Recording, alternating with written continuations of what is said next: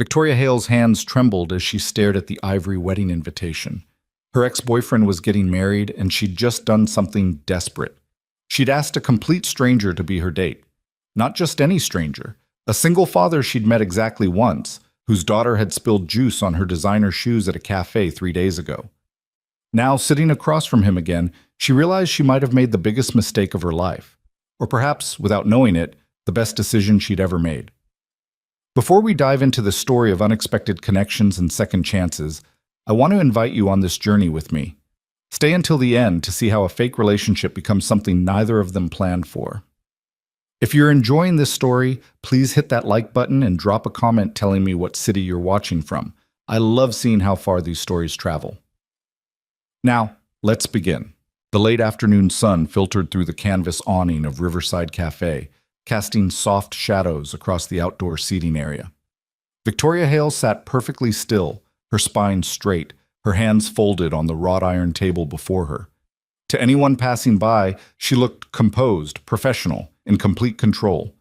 Her charcoal blazer was tailored precisely, her dark hair pulled back in a sleek ponytail, her expression carefully neutral. Inside, she was screaming. Across from her, Ethan Miller wiped orange juice from his daughter's hands with a patience that seemed endless. His movements were practiced, automatic, the choreography of a parent who'd done this 1,000 times before. He didn't look frustrated or embarrassed. He simply cleaned the mess, smiled at his daughter, and continued their conversation as though nothing had happened. Victoria found herself studying him, trying to understand the calm that radiated from him like heat from summer pavement. He wasn't particularly tall, maybe 5'10", 5'11", but he carried himself with a quiet confidence that filled the space around him. His brown hair was slightly too long, falling into his eyes when he leaned forward. He wore jeans and a simple gray Henley, the sleeves pushed up to his elbows. There was paint, actual paint, on one of his shoes. He was nothing like the men in her world. Nothing like Richard. The thought of her ex-boyfriend's name made Victoria's stomach clench. Richard Ashford. Even now, 8 months after their breakup, the memory of his final words to her felt like a knife between her ribs. "You're too much, Victoria. Too driven, too focused, too cold. I need someone who knows how to be present, how to be warm. Someone who wants more from life than just the next quarterly report." She'd stood in the doorway of the apartment they'd shared for 2 years and watched him pack his belongings into designer luggage. She hadn't cried. She hadn't begged. She'd simply watched, her face a mask, while her heart shattered into pieces so small she wasn't sure she'd ever find them all. Now Richard was getting married. To Melissa Cunningham, a yoga instructor with a lifestyle blog and an Instagram following that rivaled some celebrities. Melissa, who posted about gratitude and mindfulness and the importance of being present. Melissa, who was everything Victoria apparently wasn't. The wedding invitation had arrived at her office 2 weeks ago, forwarded by her assistant with a sticky note that read, "Should I RSVP regrets?" Victoria had stared at the elegant script, the embossed gold lettering, the venue. Clearwater Vineyard, one of the most exclusive wedding destinations in the state. She should have declined. That would have been the sensible choice, the professional choice, the choice that protected her pride and her sanity. Instead, she'd checked the box that read "will attend" and added +1 in the space for her guest. The problem was she didn't have a +1. She didn't have a boyfriend, didn't have a casual date she could call on, didn't have anyone in her life who could convincingly play the role of the man who'd helped her move on from Richard Ashford. For 3 days, she'd panicked quietly, professionally, allowing no one to see her distress. She'd considered hiring an escort. She'd actually researched agencies, gotten as far as filling out a contact form, before deleting it in disgust. She'd thought about asking Marcus Chen from her finance department, who'd asked her to coffee twice before reading her polite refusals correctly. She'd even briefly considered going alone, head high, showing Richard she didn't need anyone. But the thought of walking into that vineyard alone, of facing Richard's pity and Melissa's sympathetic smile, of enduring whispered conversations about poor Victoria still single, it was too much, even for her. Then 3 days ago, she'd stopped at this cafe after a particularly brutal board meeting. She'd needed air, needed space, needed 5 minutes away from quarterly projections and shareholder expectations. She'd ordered a black coffee and found a quiet table in the corner. That's when Ethan Miller's daughter had crashed into her table at full speed. The little girl, maybe 5 or 6 years old, with wild curls and paint-stained overalls, had been running from the counter to her father's table when she'd tripped over absolutely nothing.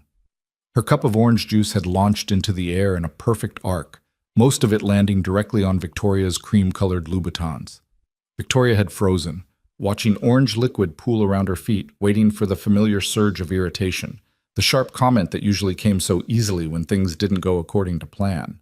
But then she'd looked up and seen Ethan Miller drop to his knees beside his daughter, not checking the mess, not apologizing to Victoria, but simply asking in the gentlest voice, "Are you okay, sweetheart? Did you hurt yourself?" The little girl had shaken her head, tears welling in her eyes, not from pain but from embarrassment, and Ethan had pulled her into a hug, kissed the top of her head, and said, "Accidents happen. You're okay. We're okay."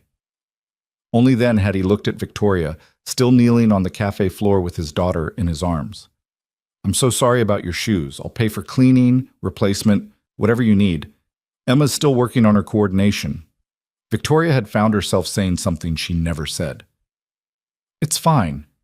Really, they're just shoes." Ethan had looked at her like she'd spoken a foreign language. Then he'd smiled. Not the polished, networking smile she was used to, but something genuine and warm and slightly surprised. "That's kind of you. Most people wouldn't be so understanding." He'd helped Emma clean up the spill while Victoria sat there, her meeting forgotten, watching him move around his daughter with practiced efficiency. He'd apologized 3 more times. She'd waved it off 3 more times. And then, as he was gathering their things to leave, something had possessed her to speak. "Wait." He'd turned back, Emma's hand in his, both of them looking at her with identical expressions of polite curiosity. "I'm sorry, this is going to sound strange," Victoria had said, her voice steady despite the absolute chaos of what she was about to do.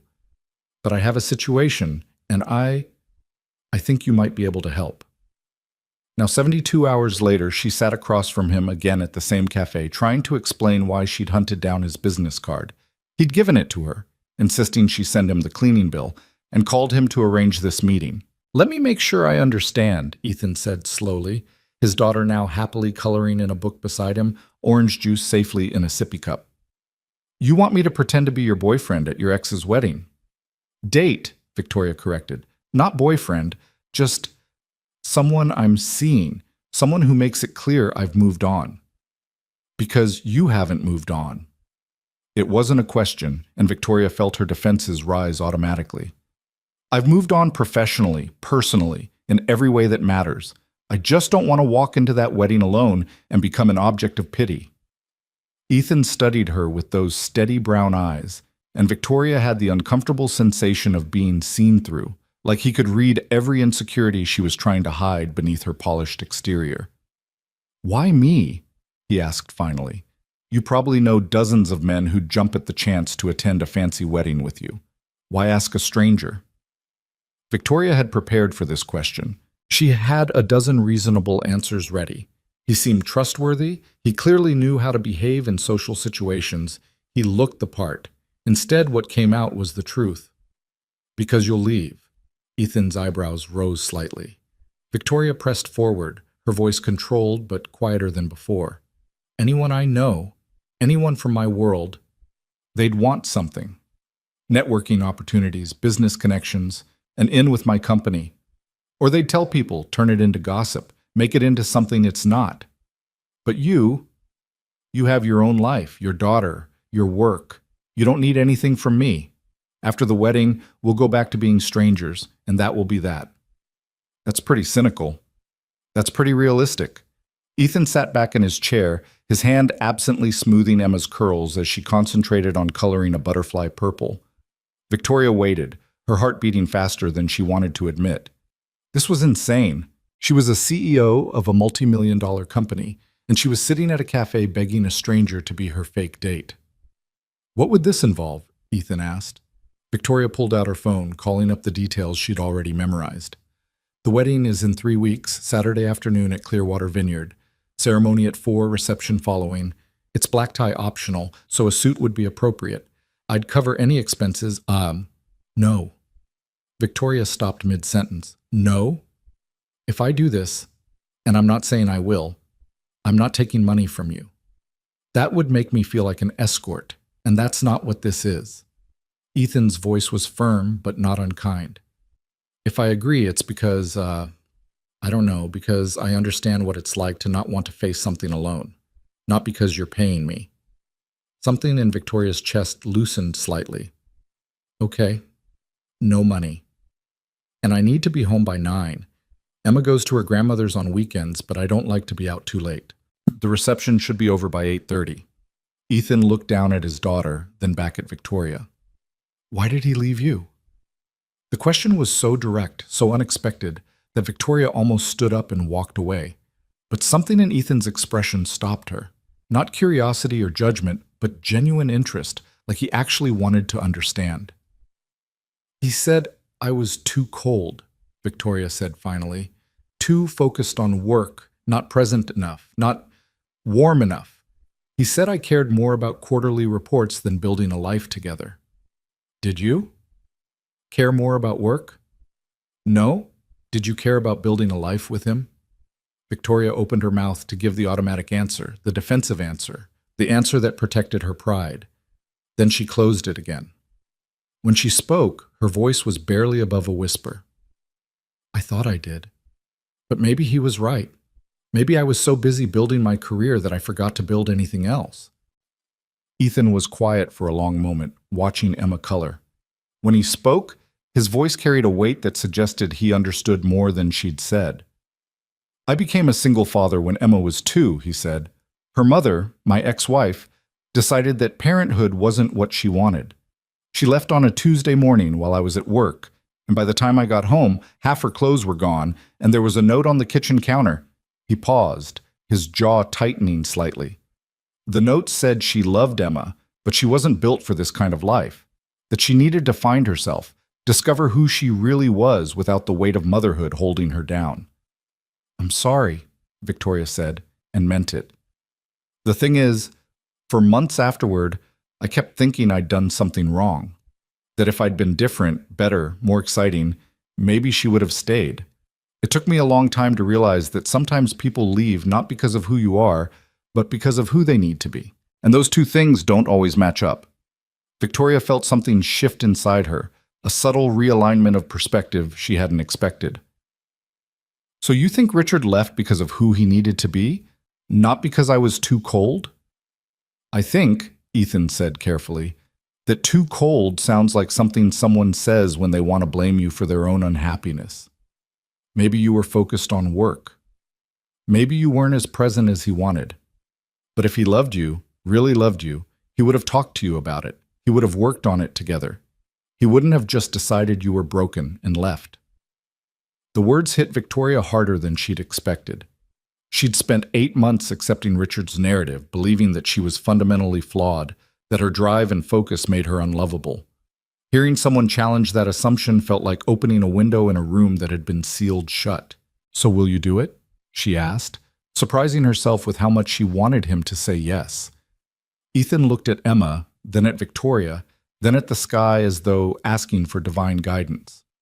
Finally he sighed, but it was the sigh of someone accepting a challenge, not one of defeat. I'll do it, on one condition. Name it. We do this honestly. I'm not going to pretend to be some corporate executive or wealthy businessman or anyone other than exactly who I am. I'm a single dad who teaches art at a community center and does carpentry on the side to make ends meet. If that's going to embarrass you at a fancy vineyard wedding, we should end this now. Victoria felt a laugh bubble up unexpectedly, the first genuine one she'd had in weeks. Honestly, that might be the most interesting thing about me at this wedding. Everyone else will be talking about portfolios and market shares and vacation homes. You'll actually have something real to say. Ethan's smile was slow but genuine. Okay then? I guess we're doing this. We're doing this, Victoria confirmed. And for the first time since seeing that wedding invitation, she felt something other than dread. It might have been hope, it might have been relief, or it might have been the first flutter of something she wasn't ready to name yet. Emma looked up from her coloring book, purple crayon still in hand. Daddy, who's this lady? Ethan glanced at Victoria with a question in his eyes. She nodded almost imperceptibly. This is Victoria, sweetheart. She's a new friend. We're going to help her with something important. Is she nice? Emma asked with the blunt honesty of a child. Victoria leaned forward, meeting the little girl's eyes. I'm going to try to be. Your daddy seems to think I can be anyway. Emma considered this seriously, then returned to her coloring. Okay, do you like butterflies? Yes, I do like butterflies. Good. This one is for you. Emma carefully tore the page from her book and handed it to Victoria. The purple butterfly somewhat lopsided, but colored with fierce concentration. Victoria accepted the drawing like it was a priceless artifact. Thank you, Emma. I'll keep this somewhere special. And she meant it. Over the next week, Victoria and Ethan met 3 more times to prepare for the wedding. They chose neutral locations, coffee shops, parks, once a quiet restaurant where they could talk without being overheard. Each meeting followed a similar pattern. Victoria would arrive early, perfectly put together, her notebook and phone ready. Ethan would arrive precisely on time, sometimes with Emma, sometimes without, always relaxed in a way that made Victoria acutely aware of her own tension. Their first official planning session took place at a park near Ethan's neighborhood. Victoria arrived in dark jeans and a cashmere sweater, her attempt at casual, and found Ethan pushing Emma on the swings. Sorry, he called when he saw her. Emma's grandmother had a doctor's appointment, so she's with me today. Hope that's okay. It's fine, Victoria said, and realized she meant it. She sat on a bench near the swing set, pulling out her tablet. I thought we should establish some basics. Background information that would be consistent if anyone asked questions. Ethan lifted Emma from the swing and set her down near the slide. Go ahead, sweetheart. Stay where I can see you. He joined Victoria on the bench, maintaining a respectful distance. Okay, so we need a story. How did we meet? Victoria had already prepared for this. I thought we could say we met at a charity event. Art auction, perhaps. That way it's plausible that our paths crossed despite our different professional circles. Except I've never been to an art auction in my life, and I'd probably give myself away in about 30 seconds if someone asked me about it. Then what do you suggest? Ethan thought for a moment, watching Emma climb the slide. What if we just tell them the truth? That we met at a cafe, your shoes got ruined by orange juice, and we started talking. It's memorable, it's real, and we won't have to remember a fake story. Victoria felt her control freak instincts rebel against this plan. The truth? That I hunted you down and asked you to be my fake date to my ex's wedding. No, the truth that we met by accident and kept running into each other. That we started getting coffee together, talking, and things developed naturally from there. Ethan turned to face her more directly. Look, the more complicated we make this, the more likely we are to screw it up. If we keep it simple, keep it close to reality, it'll be easier to remember and harder to contradict. Victoria considered this, her business mind recognizing the logic even as her instinct for control resisted. Fine. Simple truth. We met at a cafe, started talking, have been seeing each other casually for a few weeks. How long have we been dating? 3 weeks by the time of the wedding, recent enough that it's not serious, established enough that I wouldn't bring you to a wedding otherwise. What do I call you? Victoria? Vicky? Victoria. I don't do nicknames. Never? Never. Ethan smiled slightly. Okay, Victoria. What should I know about you? Real things, not the public biography. What do you do when you're not running a company? The question caught Victoria off guard. I work. Mostly. I go to the gym sometimes. I read industry publications. What do you do for fun? Victoria opened her mouth, then closed it again. When had she last done something purely for enjoyment? I don't know. I used to go to museums, art galleries, but that was years ago. Why'd you stop? Because there's always another meeting, another report, another crisis that needs my attention. Fun feels like a luxury I can't afford. Ethan was quiet for a moment, and when he spoke, his voice was gentle.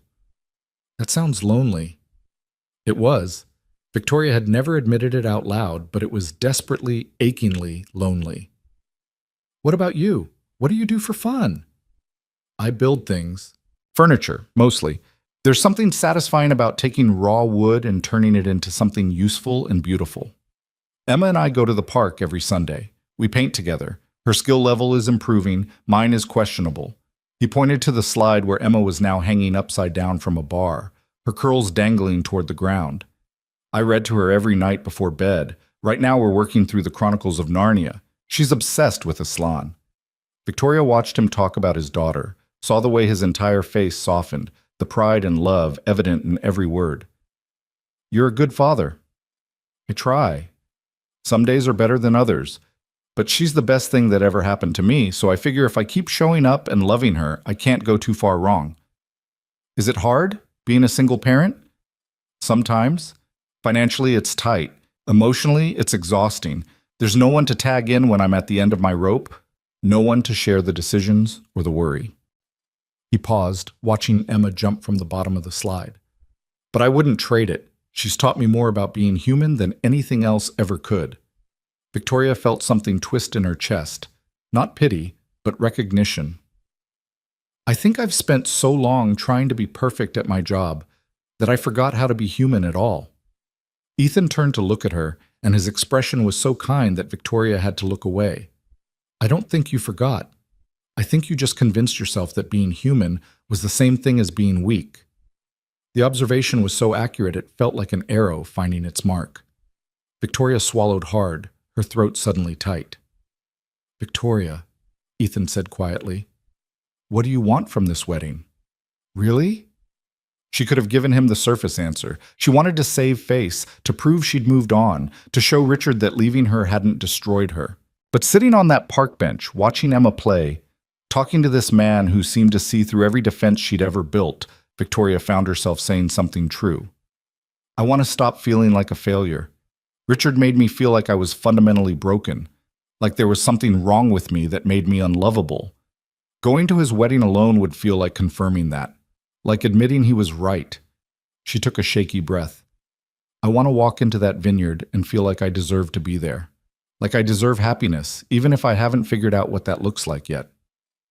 Ethan didn't offer empty reassurances or tell her she was being ridiculous. He simply nodded slowly, as though he understood the weight of what she was carrying. Okay, he said. Then that's what we'll do. We'll walk in there together, and you'll hold your head high, and you'll remember that you're not broken. You're just someone who hasn't met the right person yet. How do you know I'll meet the right person? I don't, but I know that you deserve to, and sometimes that's enough to start with. Their second meeting happened at a small Italian restaurant tucked away in a quiet neighborhood. Ethan had suggested it, saying they should practice being comfortable together in a social setting. Victoria had agreed, then spent 2 hours trying to decide what to wear before settling on dark slacks and a silk blouse. Professional, but not stuffy. Ethan arrived in khakis and a button-down shirt, looking more put together than she'd seen him before. No Emma tonight, he explained as they were seated. She's with her grandmother, so we can actually have a full conversation without interruptions about whether unicorns are real. Are they? Victoria asked, surprising herself. According to Emma, absolutely. They just hide really well. The server took their orders. Victoria chose pasta primavera. Ethan ordered lasagna, and they settled into the kind of conversation that should have been awkward, but somehow wasn't. Tell me about your company, Ethan said. I looked you up online, but I want to hear it from you. Victoria had given this speech 1,000 times. The elevator pitch, the investor presentation, the press interview version. But something about the way Ethan asked, genuinely curious with no agenda behind it, made her want to give him something real. I started Hale Innovations 8 years ago with a business partner who left after the first year. Everyone told me I'd fail. I was too young, too inexperienced, trying to break into a market dominated by established players. The first 2 years, I almost proved them right. I maxed out my credit cards, slept in my office more nights than I slept at home, lived on coffee and takeout. What changed? I landed a contract with a major retailer that needed a complete logistics overhaul. It was a massive project, too big for a small company really, but I knew if we could pull it off, it would establish us as serious players. So I mortgaged everything I had, hired the best people I could afford, and we worked ourselves half to death for 6 months. Did it work? Victoria smiled, remembering. We delivered 3 weeks early and 15% under budget. The client was so impressed they recommended us to 3 other companies. Within a year, we'd tripled our revenue. Within 3, we'd gone public. That's incredible. It nearly killed me, Victoria said honestly. I was so focused on proving everyone wrong, on building something that couldn't be dismissed or diminished, that I lost track of everything else. My friends drifted away because I never had time for them. My family stopped inviting me to holidays because I always chose work. And Richard, she trailed off, the familiar ache settling in her chest. What about Richard? Richard was patient. For a long time he was patient. He understood that I was building something, that it required sacrifice. But eventually, his patience ran out. He wanted someone who could be present, who could turn off the CEO brain and just be. And I didn't know how to do that. Ethan was quiet for a moment, his fingers tracing patterns on the tablecloth. Can I ask you something? Yes. Do you regret it? Building your company, making those sacrifices? Victoria considered the question carefully. I regret losing Richard. Or rather, I regret not recognizing that I was losing him until it was too late. But the company itself? No. I'm proud of what I built, proud of the jobs I created, the problems we've solved. I just wish I'd figured out how to have both. Maybe you still can. Maybe. But it seems like the world wants you to choose. Be successful or be happy. Be driven or be warm. Be professional or be human. That's a false choice, Ethan said firmly. You can be all of those things. You just have to find someone who understands that driven and cold aren't the same thing, that passion for your work doesn't mean you can't have passion for other things too. Did you ever feel that way, like you had to choose? Every day, Ethan admitted. I chose Emma. When her mother left, I had opportunities, job offers that would have tripled my salary, career advancement that could have set me up financially for life. But they all required travel, long hours, the kind of commitment that wouldn't leave room for being a present father. So I chose the community center job, the carpentry side work, the life that lets me pick Emma up from school and read to her at bedtime. He paused, his expression thoughtful. Sometimes I wonder what my life would look like if I'd chosen differently. But then Emma does something, learns a new word, creates a painting, tells me I'm her best friend, and I know I chose right. Their food arrived, and they ate in comfortable silence for a few minutes.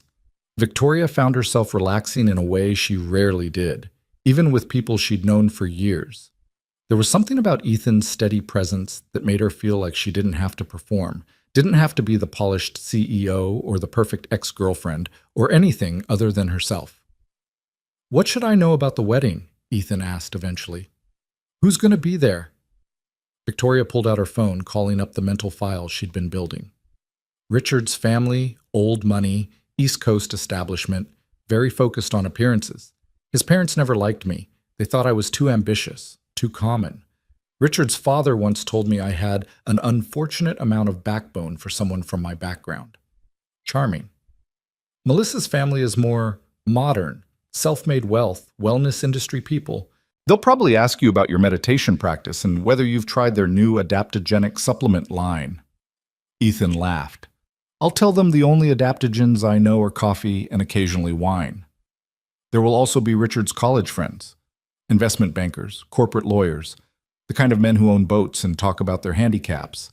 And Melissa's influencer crowd, very pretty, very enthusiastic, very interested in whether you're following them on social media. This sounds terrifying. It will be, Victoria said honestly. They're going to judge you, try to figure out who you are and whether I've upgraded from Richard. Some of them will be genuinely nice, but most will be performing, trying to get information they can turn into gossip later. So how do we handle it? We stay close. We keep our stories straight. And most importantly, we act like we're comfortable with each other, like we've been together long enough that we don't need to try too hard. Ethan reached across the table, and for a moment Victoria thought he was going to take her hand. Instead, he adjusted her water glass so it was within easier reach.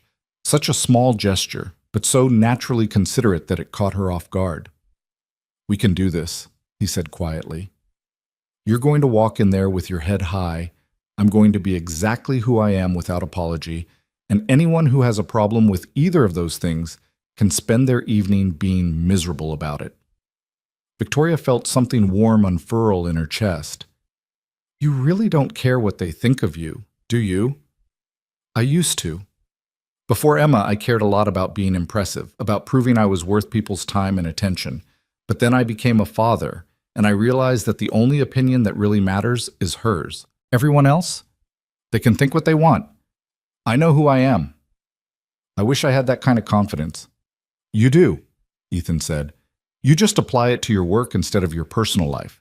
The woman who mortgaged everything to land that first big contract, she didn't care what people thought. She knew what she was capable of, and she went for it. That's the woman I want to see at this wedding. Victoria stared at him, this man who'd known her for barely a week, but somehow saw her more clearly than people who'd been in her life for years. Why are you really doing this? She asked. And don't say it's just because you understand not wanting to face something alone. There has to be more to it than that. Ethan was quiet for a long moment, his eyes on his plate. When he looked up, his expression was open, vulnerable in a way that made Victoria's breath catch. Because when I look at you, I see someone who's forgotten that being strong and being alone aren't the same thing. Same. And I spent too many years after my ex-wife left believing they were. I don't want that for you. Even if this is just for one night, even if we go back to being strangers afterward, I want you to remember what it feels like to have someone in your corner who's there because they want to be, not because they want something from you. Victoria felt tears prick her eyes and blinked them back fiercely. That's possibly the kindest thing anyone's ever said to me. Then you've been spending time with the wrong people. They finished their dinner with easier conversation. Ethan told her about Emma's school play. Victoria shared stories about her early days as an entrepreneur. By the time they left the restaurant, Victoria felt lighter than she had in months. In the parking lot, they paused beside Victoria's car. Same time next week? Ethan asked. Maybe we should practice the physical stuff. How we stand together, whether we hold hands, that kind of thing. So it doesn't look awkward at the wedding. Victoria nodded, trying to ignore the flutter in her stomach at the thought of holding Ethan's hand. That makes sense. We should look natural together. Right. Natural. Ethan smiled, and in the parking lot lights, his eyes looked warm and genuine. Good night, Victoria. Good night, Ethan. She drove home with the window down, letting the cool air clear her head, wondering what she'd gotten herself into and why it didn't feel nearly as terrifying as it should. Their third meeting happened at a botanical garden on a Saturday afternoon. Emma was with them again, racing ahead on the paths, stopping to examine every flower and butterfly she encountered. Sorry, Ethan said for the third time. I know this wasn't what you had in mind for our practice session. It's fine, Victoria said, and she meant it. There was something peaceful about walking through the gardens, watching Emma's unfiltered joy at every discovery. Besides, this is more realistic, isn't it? If we're supposedly dating, I should be comfortable around your daughter. Are you? Comfortable, I mean? Victoria thought about it. Surprisingly, yes. I'm not usually good with children. They're so unpredictable. That's what makes them great, Ethan said, smiling as Emma tried to climb into a fountain to get a closer look at the koi fish. Emma, out of the fountain, please. We've talked about this. Emma reluctantly stepped back onto solid ground. But the fish wanted to meet me. I'm sure they did, sweetheart, but they live in the water and you live on land, so we have to respect their space. Victoria watched this exchange with fascination. You're very patient with her. I try. Parenting books say consistency and patience are key. Real life says I make it up as I go and hope for the best. He glanced at Victoria. Do you want kids someday? The question surprised her. I don't know. I always thought I did, but then work became everything, and the timeline just kept shifting. Richard wanted children. That was one of his issues with me. He said I'd never make time for a family, even if we had one. Do you think he was right? Victoria considered this carefully, watching Emma twirl on the path ahead of them. I think I would have tried, but I don't know if trying would have been enough. Being a parent seems like it requires a level of presence I'm not sure I'm capable of. It does, Ethan said honestly. But you'd be surprised what you're capable of when it matters. Before Emma, I thought I was too selfish for parenthood, too focused on my own goals and freedom. Then her mother left, and suddenly I was responsible for this tiny human who needed me for literally everything, and I figured it out. Not perfectly, not without mistakes, but I figured it out. You make it sound simple. It's not simple. It's terrifying and exhausting, and sometimes I lie awake at night wondering if I'm screwing her up in ways I won't understand until she's in therapy 30 years from now. But it's also the most real thing I've ever done. Everything else, my work, my hobbies, my relationships, they all feel like rehearsals compared to being her father. They walked in silence for a while, Emma now collecting fallen flower petals in her hands. Victoria found herself thinking about her own parents, about how they'd supported her ambitions while also making it clear they worried about her happiness. Her mother had said something similar to what Richard had, that Victoria was building an empire but forgetting to build a life. "Can I ask you something personal?" Victoria said finally. "You're asking me to be your fake boyfriend. I think we're past the boundary of personal questions." Victoria smiled despite herself. "Do you ever want to date again? Find someone who could be a partner, maybe a mother figure for Emma?" Ethan's expression grew thoughtful. "Someday, maybe, but it's complicated. Anyone I date has to understand that Emma comes first, always. And a lot of people say they're okay with that, but when it comes down to it, they want someone who can be spontaneous, who doesn't have to arrange childcare or be home by 8:30 or plan everything around a school schedule. That sounds lonely. It is sometimes, but I'd rather be alone than be with someone who makes Emma feel like she's an obstacle to overcome." They reached a quiet corner of the garden where a bench sat beneath a flowering tree. Emma immediately began making piles of the fallen petals, creating elaborate patterns only she understood. Ethan gestured to the bench. "Should we practice?" "Practice what?" "The physical proximity thing, how we're going to act together at the wedding." Victoria's heart rate picked up slightly, but she nodded and sat down. Ethan settled beside her, leaving a respectful distance between them. "Too far apart," Victoria said clinically. "If we're dating, we'd be more comfortable with closeness." Ethan shifted closer, and suddenly their shoulders were touching. Victoria could feel the warmth of him through her light jacket, could smell something clean and woodsy that might have been his soap or shampoo. "Better?" he asked, and his voice was slightly rougher than usual. "Better," Victoria confirmed, trying to ignore how aware she was of every point of contact between them. "We should probably hold hands? At least part of the time?" Ethan held out his hand palm up on the bench between them. Victoria looked at it for a moment, calloused from carpentry work, paint still faintly staining one fingernail, strong and capable and real. Then she placed her hand in his. His fingers closed around hers, warm and solid, and Victoria felt something shift in her chest. This was supposed to be practice, supposed to be clinical and businesslike. But sitting on that bench with her hand in his, watching his daughter play, Victoria felt something that had nothing to do with business at all. "This okay?" Ethan asked quietly. "Yes," Victoria whispered. "This is okay." They sat like that for several minutes, not talking, just being together while Emma sang to herself and rearranged her petal patterns. Victoria couldn't remember the last time she'd simply sat with someone without feeling the need to fill the silence with conversation, or check her phone, or plan the next thing on her agenda. "Victoria," Ethan said eventually, still holding her hand, "I want you to know something. When we walk into that wedding, I'm not going to be thinking about Richard or his new wife or any of those people. I'm going to be thinking about making sure you feel supported, making sure you remember that you're worth more than whatever judgment they're passing." Victoria turned to look at him and found him already watching her with those steady brown eyes that seemed to see everything she tried to hide. "Why do you care?" she asked, her voice barely above a whisper. "Why does this matter to you?" "Because I know what it's like to have someone make you believe you're not enough, and I know how hard it is to unlearn that. If I can help you unlearn it, even a little bit, then this matters." Victoria felt tears threaten again and blinked them back. She was a CEO, for God's sake. She didn't cry on park benches with men she barely knew. Except she did know Ethan, she realized. Maybe not the surface details, his middle name or his favorite color or what he'd studied in college, but the important things. She knew he was kind, patient, honest. She knew he showed up for the people he cared about. She knew he didn't perform or pretend or polish himself into someone he wasn't.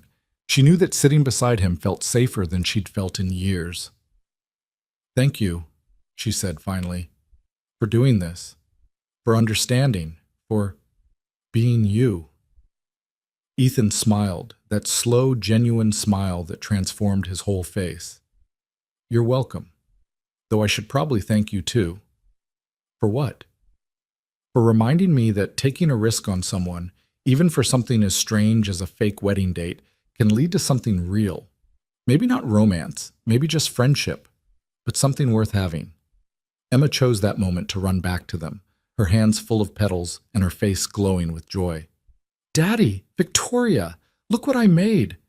So they both looked at the elaborate pattern she'd created on the ground, a heart made entirely of pink and white flower petals.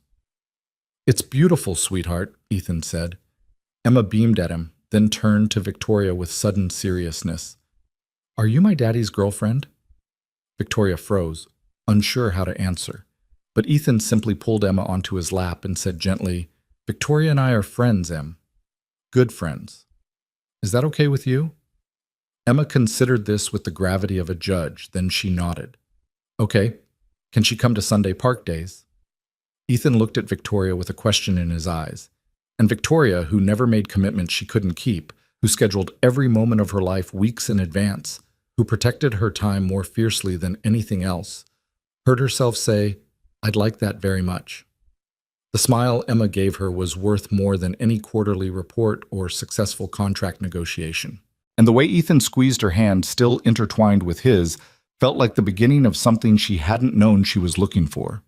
The wedding was still 2 weeks away, but sitting on that bench in the botanical garden, Victoria realized that what happened at the vineyard was starting to matter less than what was happening right here, right now. She was learning how to be human again, and somehow, improbably, she had Ethan Miller and his orange juice-spilling daughter to thank for it. The following Sunday, Victoria found herself doing something she hadn't done in over a decade. She cleared her schedule for an entire afternoon with no agenda, no meetings, no work emergencies demanding her attention. She stood in front of her closet for 20 minutes, staring at rows of tailored suits and designer dresses, before finally settling on jeans and a simple sweater. When she looked at herself in the mirror, she barely recognized the woman staring back. Ethan had texted her the address of their usual park, adding that Emma was very excited about Park Day with Victoria. The message had made her smile in a way that felt unfamiliar, like muscles she'd forgotten how to use. She arrived 10 minutes early and spotted them immediately. Ethan was pushing Emma on the swings, both of them laughing about something. The sound carried across the playground, genuine and unguarded, and Victoria felt something tighten in her chest. This was what happiness looked like, she realized. Not quarterly earnings or successful product launches or glowing press coverage. This. Just this. "Victoria!" Emma's shriek of delight drew the attention of half the parents in the park. She launched herself from the swing mid-arc, and Victoria's heart stopped until Ethan caught her smoothly, clearly used to his daughter's physics-defying exits. "We talked about waiting for the swing to stop," Ethan said, but his tone was more amused than stern. "But Victoria's here." Emma wriggled free and ran to Victoria, grabbing her hand with sticky fingers. "Come see the duck pond. There's babies and they're so tiny and cute, and one of them is my favorite, and I named him Gerald." "You named a duck Gerald?" Victoria asked, allowing herself to be pulled along the path. "All the good names were taken," Emma said seriously. "There's already a sparkle and a rainbow and a princess. Gerald was the only one left." Ethan fell into step beside them, his shoulder brushing Victoria's. "Fair warning, we're going to spend at least 45 minutes at this duck pond. It's her current obsession." "I have nowhere else to be," Victoria said, and meant it. They settled on a bench overlooking the pond, Emma immediately launching into detailed descriptions of each duckling's personality and habits. Victoria found herself genuinely engaged, asking questions about Gerald's relationship with his siblings and whether he was a good swimmer. "You're really good with her," Ethan said quietly, while Emma was distracted by Gerald's apparent swimming prowess. "I'm just listening." "That's more than most people do. They hear duck pond, and their eyes glaze over. You're actually interested." Victoria watched Emma's animated face, her hands gesturing wildly as she narrated Gerald's adventures. She's interesting. She sees magic in things most adults have trained themselves to ignore. That's exactly it, Ethan said, his voice warm with understanding. I try to preserve that in her, that ability to find wonder in ordinary things. The world's going to try to make her cynical soon enough. They sat in comfortable silence, watching the ducklings paddle around their mother. Victoria felt her phone buzz in her pocket, probably work, probably important, and deliberately ignored it. Whatever crisis was unfolding could wait. This moment, this strange new experience of simply being present, felt too precious to interrupt. Can I ask you something? Ethan said eventually. Always. What are you most nervous about? For the wedding, I mean, specifically. Victoria considered the question carefully. There's a moment at every wedding, right after the ceremony, when people are milling around congratulating the couple. Richard's mother will find me. She always does. And she'll look me over with that smile that isn't really a smile, and she'll say something that sounds like a compliment but is actually designed to make me feel small. Like what? Last time I saw her at a charity gala, she said, "Victoria, darling, you look wonderful, so successful. I suppose that's what matters most to you." Victoria mimicked the woman's tone perfectly, clipped and dismissive. It was her way of saying I'd chosen career over family, ambition over love, and therefore failed at the only things that really matter for a woman. Ethan's jaw tightened. That's cruel. That's Catherine Ashford. She perfected the art of the backhanded compliment decades ago. Victoria pulled her jacket tighter, though she wasn't actually cold. The worst part is, she's not entirely wrong. I did choose my career. I did prioritize success over relationships. And now I'm 34, single, and pretending to have a boyfriend just to avoid looking pathetic at my ex's wedding. Hey, Ethan's voice was firm enough that Victoria looked at him. You're not pathetic. You're someone who built something remarkable. You created jobs, solved problems, made a real impact. The fact that you haven't also found the right partner yet doesn't diminish any of that. Try telling Catherine Ashford that. I will, if I need to. Ethan wasn't smiling. If she says something that crosses a line, I'm not going to stand there quietly and let her tear you down. Victoria felt something warm bloom in her chest. You'd really defend me to Richard's mother? I'd defend you to anyone. That's what this is about, right? Making sure you don't have to face them alone? Before Victoria could respond, Emma came racing back, breathless with excitement. Gerald did a whole flip underwater, did you see? I must have missed it, Victoria said solemnly. Will he do it again? I'll ask him. Emma turned back to the pond and began an earnest, one-sided conversation with Gerald about the importance of performing for guests. Ethan laughed quietly. She gets her confidence from her mother. Sarah could walk into any room and immediately own it. That's the one thing I'm grateful she gave Emma, the belief that she belongs wherever she goes. It was the first time Ethan had mentioned his ex-wife by name. Victoria glanced at him, reading the complicated emotions that flickered across his face. Do you still miss her? She asked gently. I miss who I thought she was. The woman I fell in love with. The woman who said she wanted to build a life with me. But that woman either never existed or changed into someone I didn't recognize. He paused, watching Emma. I don't miss the person who left that note on the counter. I don't miss the woman who chose herself over her daughter. But I miss the idea of partnership, of having someone to share things with. I understand that. I miss the idea of Richard more than I miss Richard himself. I miss having someone to come home to, someone who knew my coffee order and which side of the bed I preferred. The relationship was probably dead long before he left, but I didn't want to admit it. They both watched Emma, who was now attempting to teach Gerald a synchronized swimming routine. Do you think we're both just lonely? Victoria asked. Is that why we're doing this? Two lonely people trying to convince ourselves we're not? Ethan was quiet for a long moment. Maybe. Or maybe we're two people who are tired of being lonely and finally doing something about it, even if it's unconventional. Fake dating is definitely unconventional. Is it fake, though? Ethan turned to face her more fully. We're spending time together, getting to know each other, enjoying each other's company. The only fake part is that we're calling it dating when really we're just being friends who might become something more. Victoria's heart stuttered. Might become something more? Ethan's expression was open, vulnerable. I know that's not the agreement. I know you asked me to do this because I'm supposed to disappear after the wedding. But Victoria, I like you. I like talking to you, spending time with you. Emma adores you, which is not something that happens often, and I keep thinking that maybe, after all this is over, we don't have to go back to being strangers. Victoria couldn't breathe. This wasn't the plan. The plan was simple, clean, temporary. Ethan was supposed to be her safe choice precisely because he wouldn't want anything more than this one evening of pretending.